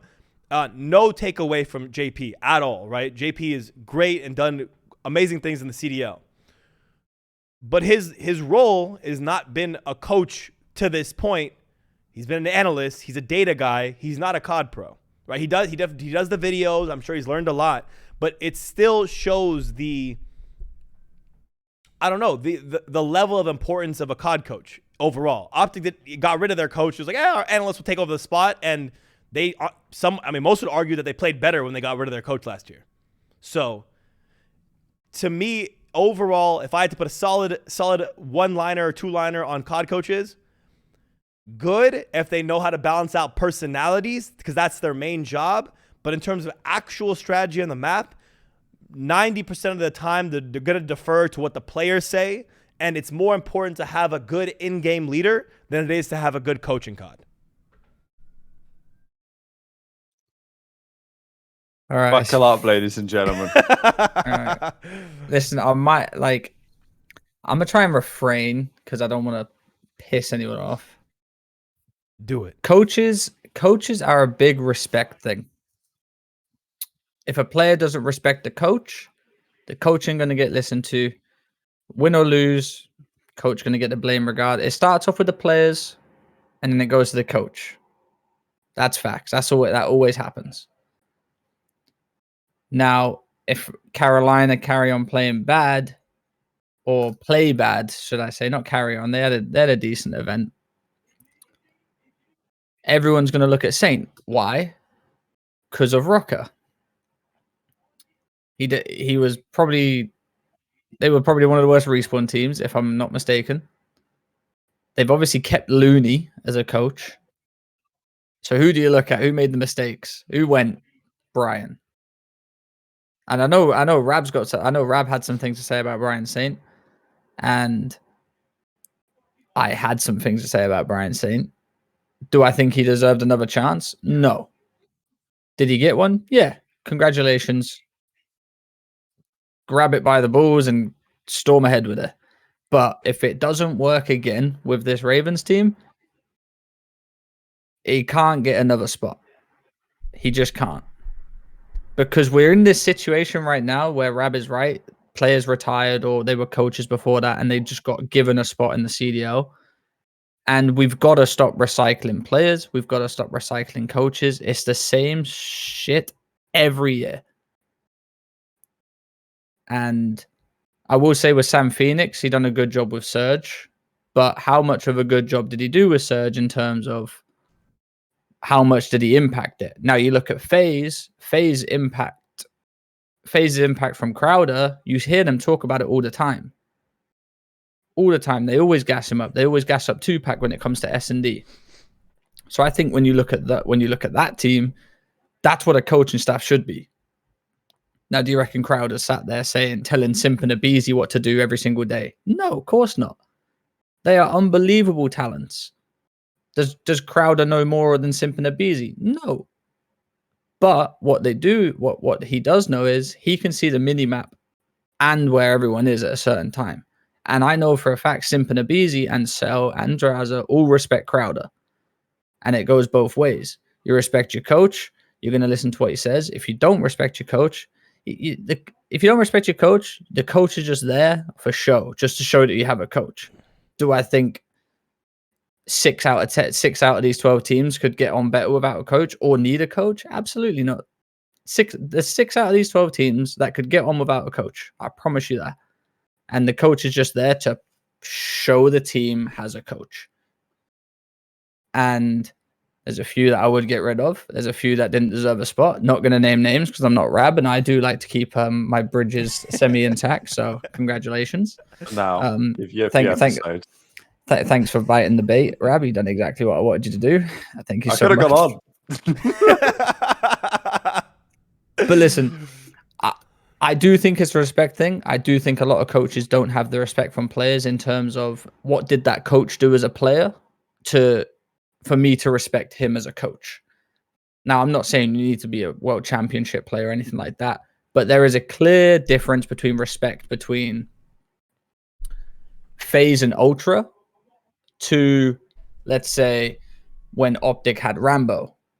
There was clearly a difference there. OpTic, obviously, or like Dashy, for example, Rambo time, whereas, they had some differences or whatever like that, to where Ultra, and Ultra and FaZe, all you hear them do is gas up their coach. Anytime they win a series or anything like that, shout out Crowder, shout out Joe Pinney, shout out Ryan. They help us out all the time. To the little teams where they win, it's like, yeah, man, we just come out and fried, not shout out to him or shout out to him. It's, yeah, my teammates. That's a good observation, to be fair. Some of these coaches have never been gassed up in a post-game interview in their life, have they? And low-key, yeah. That's because a lot of coaches, in my opinion, don't do what coaches should do, and is stop trying to, like you said, a vibe coach or something like that. When you take on like a challenger player, for example, instead of just dropping him as soon as he has a bad series, at least try and build him up. See, because he is good. He has to be good. He fried in challenges. He has to be good. Purge, for example, Purge has to be good. There's no way he's terrible. He has to be good. Now, as a coach, what am I? If I was the coach of the team, I'm going to try everything I can to gas that little guy up because all he needs is one series and he's back. Yeah. But is that going to happen? No one knows. We'll find out. My idea of a coach is completely different to what we see. My coaching ability, like as a coach for me, I wouldn't sit there and be like, you need to rotate here. You need to rotate here. You need to rotate here. The players know that. That's the reason they're pro players. You can give advice, but the players know that. My coaching ability would be actually working together and being a team rather than 4 players just rushing at a hill 24/7. Give people constructive criticism how to be as a pro, not just watching games back and be like, yeah, they didn't rotate on P2. Yeah, they didn't rotate on P3. There's other avenues, and that's why the top teams get respected. The top coaches get respected by their top teams, and the bottom coaches don't get respected by their bottom teams. I think it's also interesting, like, just quickly, Ace, on... So, Joe Pinney, yeah? Mr., Ginger Joe Pennington, EU legend. Like, when has he started coaching them from? Because I find it interesting on... Because is it not only been for the last couple of years? Two or 3 years, I think. 2 years. Yeah, it's like ever since Mark, ever since he was there working with Mark for free, I'm pretty sure. Or working, that might be alongside right. him. So And then when they got rid, and then when Mark left, or they got rid of Mark, or whatever like that happened, he took over full time. There we go. Yeah, I mean, it makes sense. It's just interesting, like, because as you say, a lot of coaches previously just right place, right time could step into an opportunity. Now it's going to be more so like you've actually got to prove your worth as a coach, and some players will be cut out for it, some players won't. There's former footballers who are quality coaches. There's plenty of former footballers that are absolutely dog shit tier coaches, and they survive on name value for a couple of years, retire from that, and then punditry. And it is going to be the same thing here as well, but you know, some players that have it, some players that don't, and it's just like, where's the pipeline? You know, it's like some of these guys you're talking about, Trey, you're indicating, like implying, might not get too many more opportunities.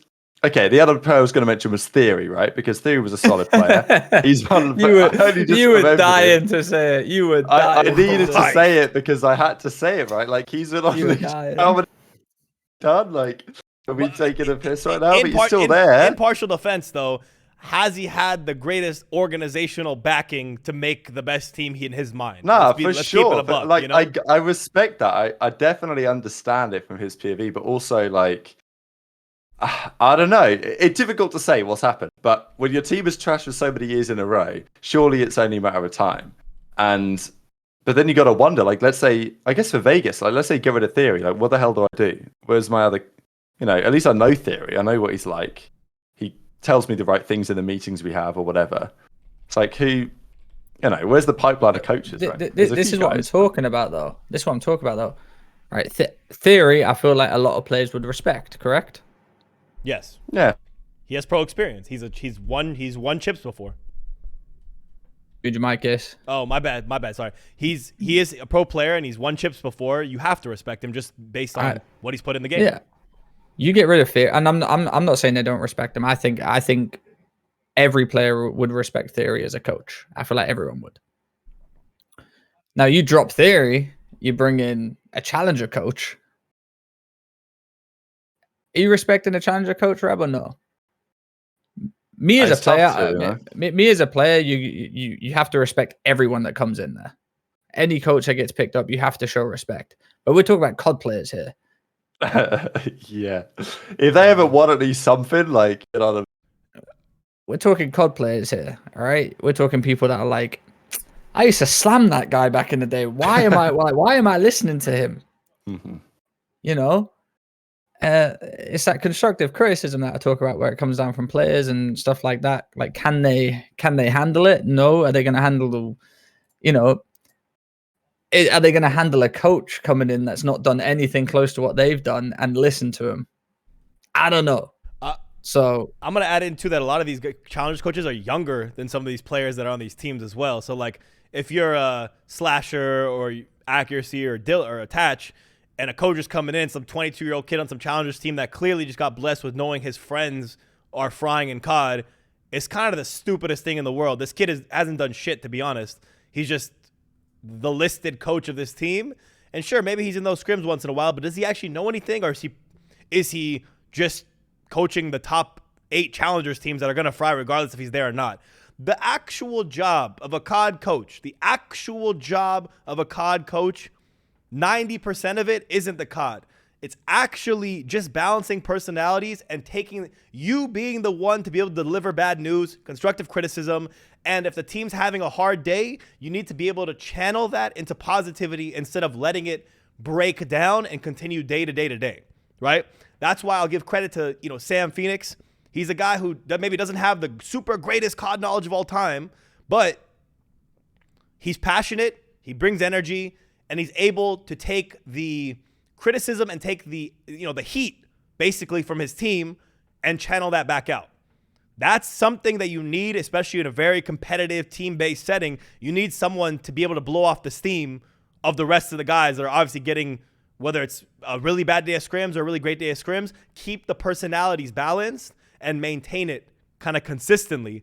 You know, people like, you can hear about VOs. There's some coaches that are good about like finding talent and being able to identify people that would work within a system. So there is some cerebralness to it that I can appreciate. But the 90%, bro, is obviously the respect, which again, we're talking about highly about that. You need to be someone that they're going to listen to and not just call out like an idiot. And secondly, the more you add into it, the more you're able to befriend and balance the team out with your personality as a coach. That's will take you the furthest as a Call of Duty coach, more than I think the strats you're able to provide on the map. I think the way I don't usually gas anyone up, but there's like one person I will gas up that has, like, you see him take criticism and you see him take a lot of slack for his team is Dereel from New York. You'll see him, you know, he'll admit if he's messed up in a situation with his team, you know, or like that's my bad for picking this map, or I wasn't my best this I didn't help out enough or whatever like that. And that's the type of stuff that, you know, some players can look at as well and being like, you know, I feel like he is a top professional. I'm not doing tricks on it. I don't usually gas anyone up. So that's the end of it from me. I feel like you look at Dereel, that's probably a good person to look up to in terms of how you should actually do your coaching job, and Crowder. And, you know, you don't see much from Joe Pinney because he's in the darkness. He likes to hide a lot. You know, Rab knows that. But I feel like to look at these coaches at the top, you got the same way a player looks at a player, looks at the way they play. I feel like coaches that, you know, aren't as well respected or stuff like that, got to look at what these other coaches do and try and implement it to their coaching as well. Yeah. Still early days, I think. I mean, I remember the days when bloody Pomage had a headset on sitting behind the OpTic boys at ESWC 2016 or whatever it was. You remember, And, right? like- You remember Dinge, right, Rab? Go on. Bro, I used to have a coach called Dinge. Yeah. Didn't know a lick of COD. The biggest See? and Wait, best. when was this? When was Hear me this? out though. Best Black Ops gas 3? man of all time. Headset on, yeah. Behind us on the stage. You'd three-piece I'm someone. thinking about Hilton then. If you're talking about- You would yeah. three-piece someone. Dinge would just come up behind you, start screaming behind you, calling you the best player in the world. Yeah, no, you the best gas man of all time. He would be on the Supermax in the CDL. Let me tell you that. Oh my god! Wow. No COD knowledge, just pure vibes. No, I love that. I mean, like he knew a tiny bit, but like he didn't watch it. He didn't watch the map. He just go, fucking hell, you fried there, didn't you? You're like, yeah. Like, hell yeah, it did. Absolutely, baby. Good Let's shit. go, baby. Let's go, dude. we used to have Mark, the IGO, the gas, like the IGO knew, like, used to tell you what to do. Then we used to have Dinge. All right, after the map, we done bad. Mark telling us what we could have done better. Do well. Dinge was like, fucking hell, lads, you fried there. Absolutely phenomenal stuff. Oh my god. You need the balance. Yeah, Like I that's said, just- you need the balance, bro. You that's nice. definitely need a balance and be able to I don't know. Again, just keep people in line and make sure that the Here he Steam. is, Dinge. I see him on COD Gamepedia. You found him? Dinge. He doesn't have a profile on here. Do you know how you'd fix the coach role in all of Call of Duty? Actually, legitimately, if you fix it, bring the coaches back on the stage and let them talk. They should do that. in honestly. maps. If you did that, I guarantee you would see changes. 50% of these teams would be making changes to their coach role, because it would be vital and more important that the person actually knows what they're talking about and can manage literal in-game personality as much as out of game. The role would become so much more important. But I mean, I hope one day we see it. I don't know if it'll ever happen. If, according to Ravi, become a legitimate esport, maybe it does happen. But yeah, no, I think that would be a game changer for the Call of Duty coaching role. I see these coaches now, the way the CDL has them, like coming on stage, like after the map or whatever like that. I don't really see them as coaches. They're more like analysts. Which ones? Who? Like as coaches are now, like they can't actually coach their team. Imagine the what is it? Kansas City Chiefs coach. He's not allowed to speak to him at all, like until until halftime. You know what I'm saying? And it's like he's not coaching them. He just gave him a plan to go out there and try and do. And if it fucks up, he goes back after. Don't worry, lads. Next map. That's not a coach. That is what they do, to be fair. Yeah, Yeah, That's not a I think coach. coaching is more like, it's more out of game stuff anyway. I know what you mean. But you would be able to see the best coaches in the world where, like, if they're stood on stage talking to their team, like, make sure you rotate, and hear them say it too. Like, make sure you rotate here.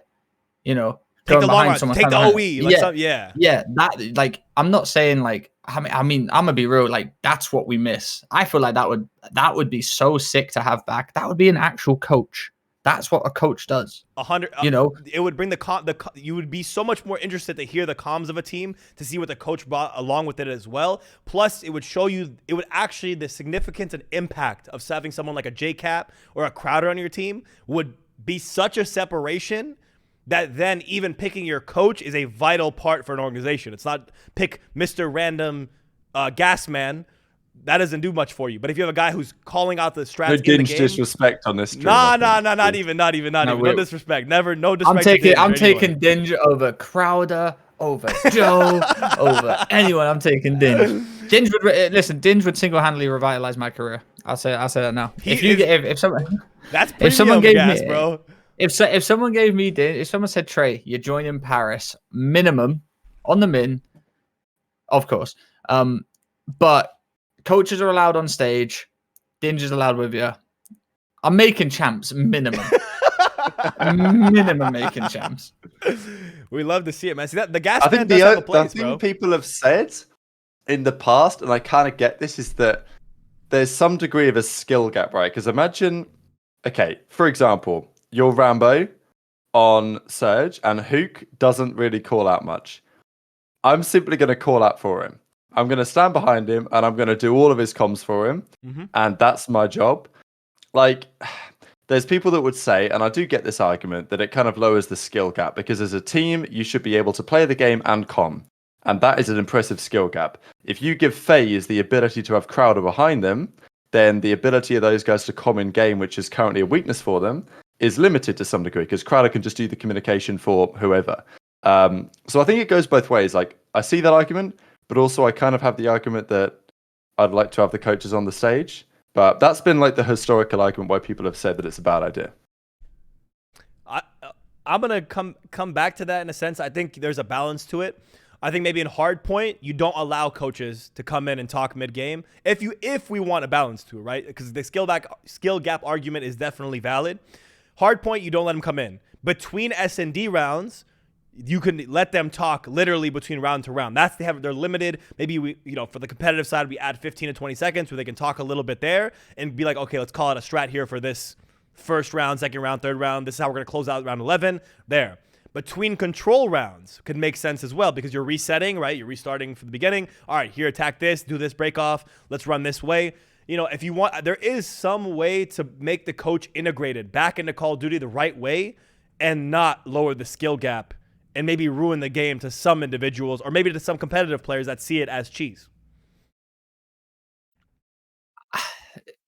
I feel like this is just one of those topics that will just go round and round and round and round because I see every single point and inevitably it's just going to come down to, will it ever happen?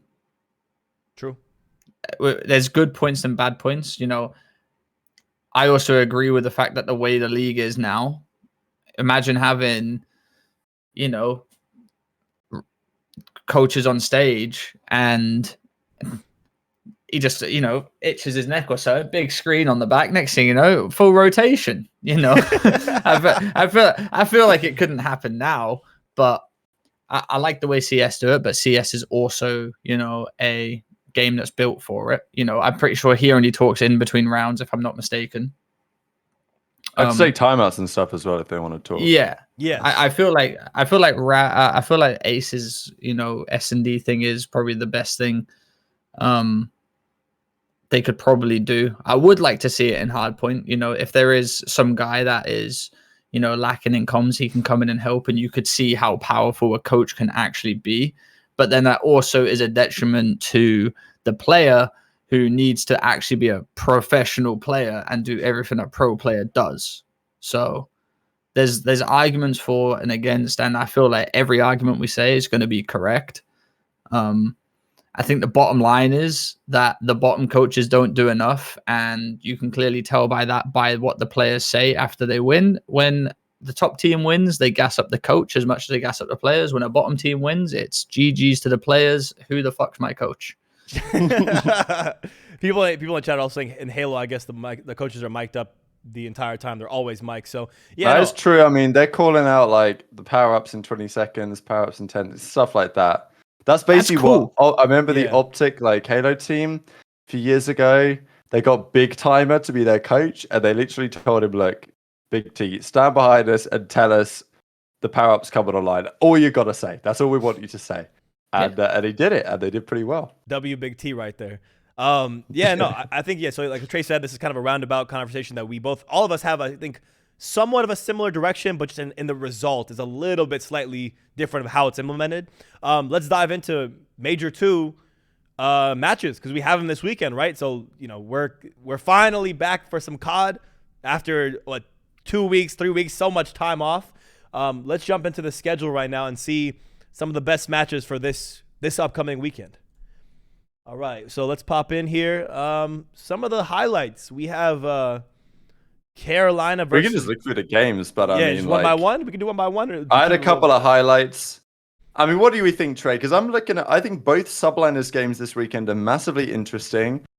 There's OpTic versus Thieves on the Sunday. Just to quickly clarify here, this weekend and possibly upcoming weekends are going to be 2 games on the Friday. I'll repeat, 2 games on the Friday. I think we used to have this back in like Cold War or something. The reason is because there's 7 qualifiers. They're doing it over 5 weekends. So they're doing, it's just so bad at it. It's just so bad. And like most of the teams this weekend play like 1 game, but whatever. 2 games on the Friday, 3 games on the Saturday, 3 games on the Sunday. But to be fair, there's lots of interesting storylines here. Heretics have a new team. I mean, loads of teams have a new team. Ravens and Subliners have the same team, but they played with a major. Ravens got the upset dub. Can New York hit the bounce back? It's going to be interesting, I think. Yeah, when I look at this, not only is it, I do understand why the CDL wants to separate it out to more weeks, because maybe it's advertisers, maybe it's just viewership and collecting the nice bag of viewers, over another week of COD. But it does kind of hurt from the experience of us watching, unfortunately, because 2 matches is kind of too short for a COD day. It kind of goes a little too fast. For the games, though, I do think a lot of these matches are going to clarify a lot of the questions that we've been going over the last 2 weeks. Like, example, map 1 to open this all out, to me, is actually one of the best matches, which no one really touched on too much, but the Miami versus Toronto. How is that going to happen? Is Toronto going to look the same on this patch? Is Miami going to be shooting different and looking like the different team than they did with Journey? It's going to answer some questions, I think, for both sides. The Ravens Subliners upset is a good storyline. The Breach Carolina, to me, is even one that's a little exciting, because you get to see the new Boston Breach and see if their hype kind of coming in. Are they going to do they look better, or are they going to get slammed by Ravens and it's just GG's, wrap it up, put your controller away, and call it a qualifier stage? We messed up. FaZe Heretics, again, Heretics' second challenge of the weekend. Heretics coming in hot, really, against Toronto and FaZe. They do not have a fun weekend ahead of them, unfortunately. But New York, Seattle, we get to see New Seattle. Legion Gorillas, I don't know if anyone is too hyped New about Legion, that baby. game. New Legion, come on. That's true. Let's How's go. Purge going to be up? How's Purge going to be? I mean, listen, you gotta be hyped for the matches. We don't get that many anymore, Rab. That's true. So, Rab, stop being like this. All right, you just complain about having 2. Now we get 5. Wait, 4. actually, wait, Rab, you said it was 2. It was 2, 3, 3. 2 on a Friday. But no, there's only 2 on Sunday too. Oh wait, am I trolling? I think it's 2, 3, 3. Oh no, there was a banner. There was a banner. My bad. No, iLLeY Thieves and OpTic close it out. 2, 3, 3. You can't argue that it's a terrible schedule, but at least the matches are good. Yeah, I think there's a bunch of Can we get Rio? I'm buzzing. Now. Oh wait, he's making a face. Trey got a face on. Trey's doing a Trump face right now. Why is Trey hitting the Trump here? Trey loves Miami Heretics, his favorite team. No, nice try. These games aren't good. They're special. What's going on, Trey? You're making these faces, bro. What's happening? Well, I said the matches are good. I lied. I lied. That was such a quick jump, man. Damn. I did lie. I've just looked. LAG Vegas, Toronto, Minnesota. What the fuck? Toronto, Boston, Minnesota's gonna be a banger, bro. That's gonna be a banger of a match. Boston right there. Ravens. Chalk it up, bro. Nah, you're I'll see being you in a Miami, hater, brother. bro. This is hating. This is grade A hating out of you right now. No, but the issue is I said this, yeah. In the last few years, we've had teams that can cause upsets against the bigger teams. I just don't see it this year. I don't. Bro, no. Stop it. I hate this cheese. I hate this cheese for one big reason. That means the game is actually playing the way it should. There shouldn't be a game where a top 12 team is beating FaZe on any given day because all of a sudden a P2 is broken and now the whole game is opened up. It should be competitive and it should be consistent. It never happened all the time. It never happened all the time. I'm saying the one-off chance that a team beat FaZe or, you know, whoever was good at the time. Let's just say FaZe. Sure. It did. Paris didn't beat FaZe 5 times out of 6 times. They beat them 1 time out of 9 times or whatever. But wouldn't you argue back, or couldn't I argue back, or someone argue back that the games were a lot closer before? Yeah, they were. That's not good. Like, that's not good. That means it's not it's actually not a properly reliable, consistent COD. It's good for views, but it's not competitive. It's lowers competitiveness. I'm not playing anymore. I'm watching. I want a good game of COD. I don't want to see a team. Both ways, because like I agree with both sides of this. The league matches are more interesting when the game is complete chaos and anyone can win, but the majors are much better with a skill gap. Because, 100%. Like you go to the Sunday, you know it's going to be like Toronto, FaZe, OpTic, and probably one other, possibly New York, whatever. Like you pretty much knew that the Championship Sunday was going to be what it was, a major one, because you knew what the best teams were, but you had no idea who was going to win. I think the best way I can put it for you, Ace, is like, you know, like last year or Vanguard or something like that. He was like, oh, I don't know who to bet on because they could come out and do this. Yes, I agree with you 100% on this. But this year, I'm like, it's clear cut. Which is fine. Like it's the best competitive like there is. That's perfectly fine. Yes. That's great. I love the skill. There still will be upsets. I mean, it's like there will be upsets, but like you know, are we looking at, you know, Ultra getting upset by LAG? Like, can we see that this year? But look what you're asking for though. Like what you're like, consider, like, truly step out of it and consider what you're asking for. You're saying we should go back to the excitement of the past CODs where LAG could just show up, be shit, and shit on the best team in the game. That shouldn't happen. Brother, I don't know what Premier League... Name me the worst Premier League and the best Premier League team. That's like them beating them on any given day. It shouldn't happen. It should happen only if the team comes in shooting and frying. Like Ravens against subliners, or even if people say cheese, Rocker against subliners. That was the two biggest upsets. Against, my bad, NYSL. My bad, gangsters. That was two strays directly for you guys. But that's my point, though. Like, it should happen only if the team coming in is truly playing better, not because of the map set. Each hill is kind of random. There's no chaining possible, and the game is less competitive. Competition is appropriate here. Nah, man, I'm here for the fans. I'm here for the competitiveness, bro. The competitiveness of this game is high tier right now. Listen, 3-0s are perfect. That makes our life very easy. Speaking on the betting stuff. Wait, Rab, your mic. What happened? You couldn't hear what you're saying. I'm back. I just said I like the 3. It's gonna get to bed nice and early. See, exactly. Anyway, the UK lads are happy out here when the game is competitive. It's real good. But I will say separately too, just on because you did bring up the betting lines, just because. This time with Rio, guys, if Rio is in the set and you're not doing overs on sub players, you're crazy. That map is a 30-40 bomb map consistently. So just saying, this is not financial advice in any way, because this is not betting. We're doing picks, not bets. If you see Rio in a map set, you better hurry your ass up and get some overs on some people, because they are going to be shooting on that map. And I mean, most of these little websites are not going to be updated to know that Rio is insane, like most of us know.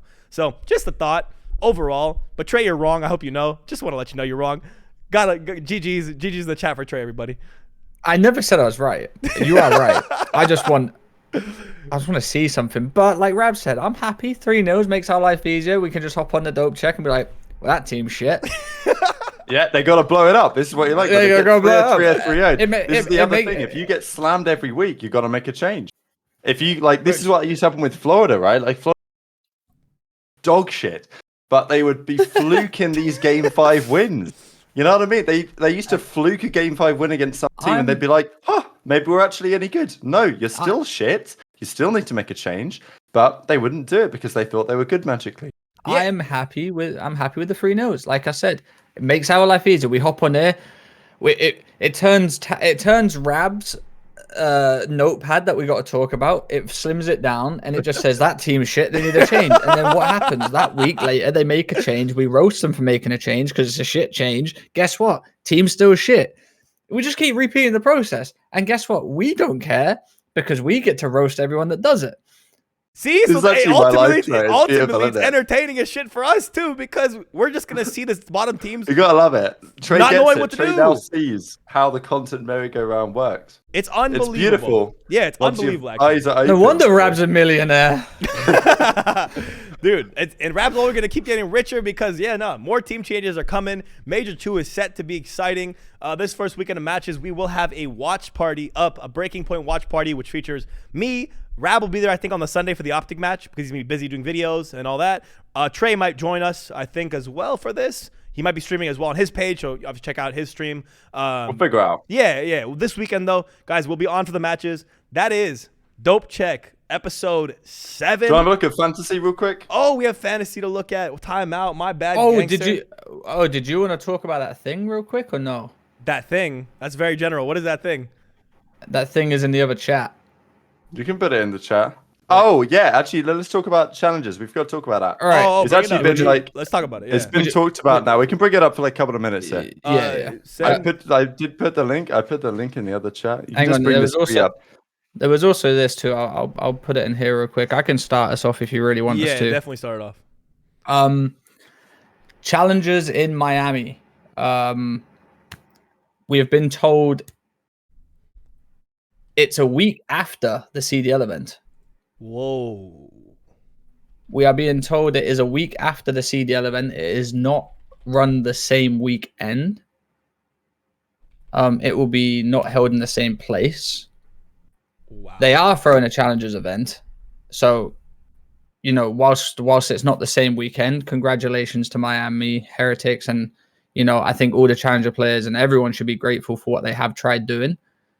It's not obviously the greatest situation. You'd want it to be the same weekend, but I feel like we got to give some props to them and the league for at least helping pull it off. Yeah, I mean, we all thought there was even going to be one. You know what I mean? So I think it's definitely a massive positive because, I mean, the big negativity around it was when there was only going to be 2 challenge events in Boston. It was only going to be Toronto, and the Miami guys came out and said, "Look, we're going to try and make it happen around it." Because the league is actually putting up some decent prize money for these challenges events. I think it's like, I don't know if it's 150k or if it's something pretty solid, maybe 100k or something for the challenges opens, which is like pretty mega. The league's like, well, we ain't doing it, so you guys figure it out. And they found a way to figure it out. I mean, we know where the venue's going to be now. I still think it's not been officially confirmed, which is a bit strange given that we're a month and a bit away from the event. But there was a leak. It got rumored. Yeah, it's been talked about today. Everyone knows it's going to be there, whatever it's called. There's something convention it's called center up in Fort Lauderdale. The Broward Convention Center. That's what was reported on CDL Scrappy or one of those pages. Like Jess Brohard, but with W. Browood. very odd phrasing, Rab. Okay. But no, I want to Browood is what you've come up with. Yeah, the Broward, one of those two. Here's what I would say though. I'm definitely happy that the Challengers event is happening for the Challengers guys, and without this is like very detrimental not only to their careers, their pockets, and their opportunities. So Miami, Game Tech, the company that's doing it all, W Heretics, W all them for making sure that they can make this happen for Challengers. A lot of people don't like the concept that it'd be a week after, but I'm gonna say I kind of like it because there's no distractions that weekend. There's no pro thing happening. There's no e-girls, flapping around, Hey. What? I've never heard No. this. Hey. Listen to me. That's a detriment to us. Listen. Explain. Listen. I'm trying to give someone a dope check. Listen. There's no random e-girls just running around. You're focused on one thing that weekend because it's not an event weekend. It's COD. Add on to that this part too. This is a big opportunity for challengers players to be seen, because how many people watch the streams when there's a CDL stream at the same time? So it's a really good opportunity that this is the biggest main level of COD. CDL is taking a break that week. So the only thing to watch is these challengers players. I think this gives them a golden opportunity to really prove themselves and be seen on the highest level, highest stage on the biggest stream possible. So Miami, really looking forward to watching these challenger guys duke it out on this like focused challengers event. Future events, I kind of hope they do them week after probably, because then there's no CDL matches concurrently. It's more content for the CDL, it's more content for challengers, and it's overall a W for COD fans in general if you really love the scene and you really love the competitive side. I agree. Actually, a good take there from Ace. I don't know about the Eagles take, but I actually like that take. Yeah, see, the Eagles take was crazy. That was interesting for sure. I don't know where it was going with that one. Like just because you live over there, like me and Rabbit, like we're hitting Miami, and I don't live in Miami. What are you talking about? I live over there. I live in Miami. Yeah, but you live in Dallas, which is close. Like me and Rabbit go 10 hours, and there's no Egos. Yeah, come on. But I guess Ace's point was that the Eagles will be there when we're there, and then they'll be gone by the time why are you putting words in my mouth? These are my words, guys. Wasn't that the point? Everyone click it, rewind, and see what I actually said, because this man Rab is putting shit in my mouth that is not clear. Okay? The fuck? Great take from Ace. Terrible take on Egos. Me and Rab are still single, ready to mingle. Just letting you guys know. I'm halal as hell. Halal. Yeah, see, that's why I didn't add you in there, buddy. That's why I didn't add you in there. But great take, great take on the heretics thing. I do feel like I hated it at the start, but then when you put it like that, everyone complains that the challengers doesn't get enough love. This is the one time they're gonna get love. Yeah. There's no COD on, so guess what? People that love watching COD, go watch some challengers. Stay away from Egos. Yeah, good take, Ace. Good take. Well said, everyone. Yeah, no, I think that's a wonderful place to let's pop up the odds jam, right? Odds jam or DG, either one. DG fantasy is good. Let's bring that up real quick, because as Ace was mentioning just a little bit ago, Rio's going to be played. There's going to be lots of talk about the over and the unders on this. We're happy to have DG Fantasy and OddsJam as partners. This service is really cool. The idea is if you guys play a little bit of prize picks, play a little bit of underdog, it'll show you, based on their algorithms and their optimization tools, which lines are the most likely to bring the return. Now, for some reason, Ace's account literally shows us one. But yeah, you get the picture. With this one, I'll make it real simple, right? This guy, Michael from Valorant, map 1 kills. The over on it, prize picks has it as 12.5, right? But then the other betting websites are highly predicting and say that this is favorable. Negative means more likely to happen in favor of. Pluses mean less likely to happen. So in this case, these two, negative 200 is a huge favored thought that he's going to have more than 12.5 kills on map 1. So what this thing does is it shows you, it points out these picks and compares them to other websites, other betting websites, and utilizes that to give you the best line possible. So here, I've actually won with these before too, specifically on esports like COD, Valorant, CS. A lot of these betting websites and pick websites haven't caught up to the game yet, right? Because esports are more niche than a lot of these main sports that have so much stats like the NBA and NFL. There's a lot of money to be made if you use this daily grind or something called Odds Jam. It's really, really good for getting picks if you do them. And instead of losing every week and doing your overs and unders on Booza and Alec and these guys, put your chances higher and stop guessing. Use the data, use Odds Jam, use daily grind. They're going to put you above and beyond everyone else that's just, dilly-dallying on the toilet, picking their picks. Use some optimization and actually get yourself ahead of the game, man. Shout out Daily Grind. Shout out Odds Jam all around, baby. Yeah, no, wait, one thing was Good work, Ace. did you throw it in there? You threw it in the link in there? It's only the fantasy. Like, I want to just let people be aware, because honestly, thanks all for joining us for the show today. You absolutely killed it, everyone in the chat. Again, we've had a massively long and exciting show. Yeah, for sure. But we also, fantasy is now live for this weekend. So if you guys haven't got involved yet, if you did get involved in previous years, it's obviously completely free to enter and everything. It's different nowadays in that you can enter multiple leagues and everything is available for action. So there's the regular Major 2 Fantasy League. There's also a worst team wins Fantasy League. I don't know if you can bring this one up, Ace. We're talking about the Breaking but Point ones, we right? could have a look at Breakpoint Fantasy. Worst team wins league. So literally, I think the prize money is now $77. It was $69. So we've upped it a little bit for inflation, I think, this time. And there's other better prizes in the other leagues. But as you guys can see here, these are all the leagues. Yeah, there's some good. I mean, guys, Major 2 qualifiers. $2,400 if you're able to pick the best team for the season. For Major 2, $1,000 on the line. Literally, only 700 people are in this yet. Guys, it's possible free money, and it's absolutely free. So not doing it is insane. Just pick your teams. Pick the teams you think are the best. Pick a few phase guys, few ultra guys, few OpTic guys. Make that team for yourself. Pick a good captain, and you have a chance of winning $1,000 for literally no entry fee. Make it happen. Make an account on Breaking Point. Go to all of these. Make your $77 to possibly $2,500. Why not do it? Literally, there's no sense in not doing it, to be honest. Like a worst team wins. Let's pick a team. The worst team? Because the worst team, I think, what was the winner for Major 1? Purge, Assault, Purge, Felony, and Legion 4th, who must have been deleted. No, it was Godorex and Real, I think. I think it was Godorex and Real. This is something like this. Yeah, that's the team that we're going to put in. This shit is straight disrespectful, baby. This shit is straight disrespectful. This guy, Captain Purge, oh my god. Did it let you select a team? Are you logged in? Yeah, let me log in. I'm logging in right now. 2 seconds. Oh my god, yeah, all good. We'll make one right now. Worst team. Here, I'm logged in now. We can let Trey cook on this one, I think. All right, Trey, what, you want to be the first pick? I say we all choose a player each, and then the fourth one we all decide together who the shirt is. Chat picks the fourth one. Yeah, chat can pick the fourth. I'm down. Yeah, I'm down. Okay, so we have Dope Check Official.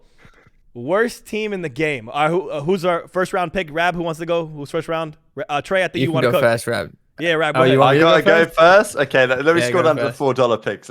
I love it. Just says Legion 4th, bro. Here. Legion 4th. That's all it is. Legion 4th, bro. I mean, okay, so that's gotta be Gia, huh? All right, who do we think here, man? First round pick. I gotta say, I gotta go. I'm taking Purge. I gotta take it easy. I gotta lock it in. All right, Purge easy for the lock in here. Baby. Yeah, lock my boy in. I don't know if we're gonna captain him yet. To be fair, I will say on Vegas quickly. They do have a pretty achievable schedule compared to others. And apparently it's the same for Seattle. Like Seattle's schedule and Vegas' schedule isn't actually too bad compared to like even Miami, for example. They have a pretty hard schedule, I think. So I think you've got to consider that a little bit. But I still think Purge is, after what he did at Major 1, you know what I mean? Trey, go ahead. Let me scroll up to some $5. Let me see what we got. $5? Yeah, let me see what we got. He's predicting some ass cheeks in the $5. Ooh. Oh, if you pick Lamar, you're never. Nah. I can't do my boy like that. I feel like it's someone from LAG, bro. I just have a feeling they're gonna have a stinker. From LAG. Okay. Oh, okay. Actually, not a bad the shout. lowest guy is Assault from LAG, so there's that. But beyond that, who? I'm thinking Estriel or Hugh for me. Pick one. It's your pick, brother. We can't tell you. Estriel's 6. Damn. Estriel, I'm gonna go actually, Estriel. He was doing okay. He was doing okay, to be honest. But maybe this is not going to be his split. I'm just gonna throw it out there. I team with Estriel, by the way. Just letting you guys know, I did team with him in challenges, and I did get second with Elite him. I do think he's good. I'm just throwing an odds out pick. What fucking toxicity is this? Yeah, the boy was good. We got second. No, this is good. Because to be fair, if we want to win this shit, like we have to go a bit out of the box because everyone's gonna just choose. No. Fuck that cheese. I'm going in the box. I'm picking Alec. In the box, baby. I'm staying in the box, and that's in the box as possible. He was not very good last stage. His team has likely got worse. the only thing I can give iLLeY is that with Ender not there, he may have to pick up a lot more slack. So it may actually lead to him playing better, which is kind of an interesting thought in my head now. Huh. Wait, can I change my pick, actually? Yeah, we haven't locked it in. Who do you want? Shit. Give me 4th Legion. He's no way he's coming into that team of Ryan. All right, damn, do we have 2 Legion players already? Ah, shit. Yeah, there's no way he pops in that team for Ryan. Absolutely no. I'm sitting there thinking about it. Estru, hardest pick. You know, they don't have the greatest team, but their team works pretty good. Vegas, Geo is just getting thrown in there. Enjoy. Whatever happens, happens.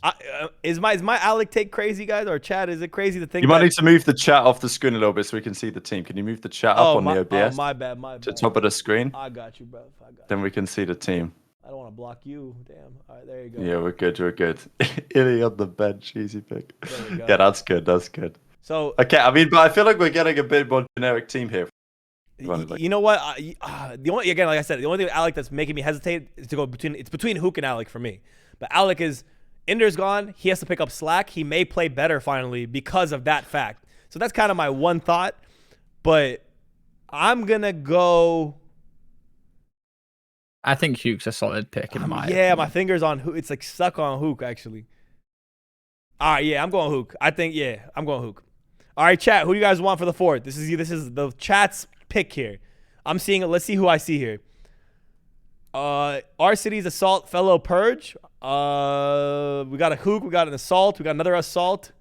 I actually think Fellow. I actually really like Fellow, but I ain't gonna lie. He was getting piss slammed online before, and I don't know. I have a bit of concern about whether Ravens can actually maintain that level. So I wouldn't be surprised if Fellow runs through this split with like a 0.8. I'm not gonna lie. Most of the chat is saying Assault. So we have to go Assault. Assault ain't bad though, bro. Like, time out. Assault. Wait. There's another good point in chat as well. Rio's in the rotation now, so picking a sub is probably problematic. It actually, because they're gonna get obvious points through Rio. Nah, that's not true though, because they might just get absolutely pissed. Nah, bro, you're playing. Yeah. Bro, they might go 15 and 45. No. On Rio, you're dropping a minimum of 25. Just playing the map. Who do Legion play? All right, so listen, Legion play. I'm Vegas. swapping iLLeY for Hook on that fact actually, because that is a good point. That I think Hook's playstyle, pinching and running flanks and doing random shit, is gonna work on Rio actually. Surprisingly, I think it's actually gonna work out pretty well for him. So let's take the guarantee here. With iLLeY. Also, this is another point. You want to pick a player that you think it might get dropped before the major. Because if they get dropped before the major, they score 0 from that point on. Because I'm pretty sure that's what happened with Godorex and Real before. So if we can pick a team of 4 guys that all get put to the bin by major 2, we're winning for sure. How much more disrespectful can this shit get? We're already disrespecting the fuck out of him. This is worst team wins. Who's getting fucking benched by actually event here? Let's do this shit. The Purge is possible, right? Purge is a good pick for that. Purge, iLLeY, we have Legion 4. Okay, so then we have to take off Legion 4th probably, because are they going to kick out Geo just after picking him? I don't think so. We'd have give me Assault then. I think we can keep him, but I mean... Assault instead? Felony or Assault instead? Wait there, let me see who plays FaZe. Because chat already wants Assault. So chat already wants Assault, so I'm throwing Assault. Chat really I think we might have to put Assault just because chat wants to raise. I don't actually think Assault's a great pick here, but... We have LAG play FaZe. They play LAG play FaZe. It's over. They're playing Wrap Rio. it up. Wrap it up. Stick him in there. All right, wrap it up. All right, we need one more then from chat here. Purge, iLLeY. I think we have to go for someone who's like a $5. Huh? We have to do something a little bit out of the box. We have to win, bro. This is about winning. This is not about being out of the box here. This is about actually taking dubs here. Awakening. Oh. Ah, shit. I mean, I think there's a couple interesting options here. Like, oh, got a lot of Wakes in the chat now. All of a sudden, Trey said it. Everyone's like, wait a minute. But Wake didn't have a very good major, did he? His major was we could decent, pick iLLeY somehow. but his online stage was terrible. His online stage was terrible. Major was decent. Wait, iLLeY is Rio's listed? in the mix. iLLeY is iLLeY is listed actually. No, but if we pick him, we'll get Breszy probably on this. Will we? So I don't know if we want that. I think that will be how they do it. Because like Breszy, is Breszy actually on it? Because if he's not, then Yo, probably. I'm a type of Probably name. would I'm just not get him saying to it early. out of respect. Oh dearie me. Oh Lord. Oh, do we need to do this? Are you sure? Do we say Nah, it? don't do it, because then you're gonna bait me out. No, I don't even think. I think you're faded with that one as well, anyway. But I actually don't think you're too far off the money. Like I was actually thinking, you know, it's interesting that some of the new players, like Boston, could still get slammed. Thieves could still get slammed. Like Miami, they play Toronto, and like, how about Eric Boom? What do we think about that? Eric. One of the Spanish is getting absolutely violated. That's what I'm thinking. Yeah, like I one don't- of the Spanish guys I don't think is it's Eric. surely gonna get. I don't blended, think it's though. Eric. I'll say that confidently. I don't think it's gonna be Eric. That kid, Okay. that kid, I think is gonna be actually decent, to be honest. All I'm saying is by next weekend that I play Toronto and FaZe, and one of them will have like 0 points.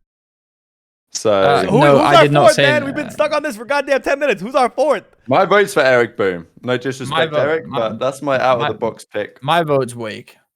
Chat. He's All right, voting this is Wake. it. Chat, you're voting. All right, it's Eric between Boom chat. or Wake. Eric, have you not got a pick as always? I already picked. Eric, You who picked did you Alec. pick? I picked Alec. But Alex already in. That's okay, what, so that's, just yeah, that was my chat. pick. That's what I'm saying. Yeah. People are going to Wake. Okay, everyone wow, said people are- Wake. Outstandingly Wake. Bro, this is wild. We're picking Wake. Hey here? Joe, my bad. It Okay. wasn't me, bro. It wasn't me. All right. Listen, I'm just letting you know.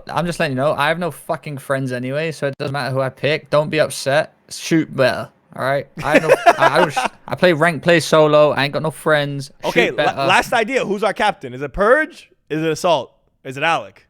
I don't think it's Wake, but I think it's Purge, Alec, or there's Assault. only one Burger It's gotta be. King It's in gotta it. be Purge, bro. It's Like- gotta be Purge, right? I mean, it could be Alec as well. The only reason I don't Could like be one Purge of again the is because now two. he's gonna be on the sub and we have Rio. This is my problem, bro. Right, the chat is so funny. Yeah, but like we're gonna make it out. Like, bro, listen. It should get Just kicked, bro, like- Just because Rio's in the rotation doesn't mean every sub player is going to be getting 40 bombs. It's going to be 40 bomb deaths too, Ace. Remember that. But deaths This is don't bigger count. sample size. Deaths isn't it? don't count detrimentally. It's your kills that count. Yeah. Yeah, but you I don't know. Yeah, if everyone you're else is getting more kills, then. Yeah. All right. Like I said, Like, all I right. believe we have Wake Hey, in it, bro. listen, don't, chat. don't hate Clip don't this. hate me. No, clip this and remember this. I didn't like the idea of putting Purge as the captain. Just remember that my pick'ems, I won this stage 1 pick'ems. I'm picking not Purge, but I'm getting bullied by the Euros to do this. Just remember this. Keep this in mind. Don't do that. Also, PSA, all right? Don't get angry at me. Get angry at your shot, all right? Shoot better, play better. Don't get angry at me because I roasted you, all right? That's it. I don't like many people, so don't. Fuck you. There you go. How about that? Okay, he Man- dropped the Standy on us. Man, it's on a Standy vibe. All right, team is saved. We've locked it in officially. It is Purge, Beautiful. Captain, Alec, Assault, and Awakening. We paid $17. We had $8 more, but I'm shocked we even paid $17. I thought it was going to be straight $16, 4, 4, 4, 4s. Yeah, Dope Check official. That is our official pick'ems right there. Anything else before we close up, though? Anything else? I think we had a killer show, to be honest. Boys and I had a girls. great time. Yeah, boys and girls. I think we roasted enough of the CDL coaches, players, the devs. We did what we had to do today on Dope Check. Guys, that is Dope Check episode 7 live every Monday, 4 p.m. Eastern time. We will be here to talk Call of Duty and more silly goose time with the boys. We appreciate you for watching. Dope Check to the moon, and we will see you guys at the watch party this weekend for the CDL matches. Have a good rest of your day. Later, everybody. Bye.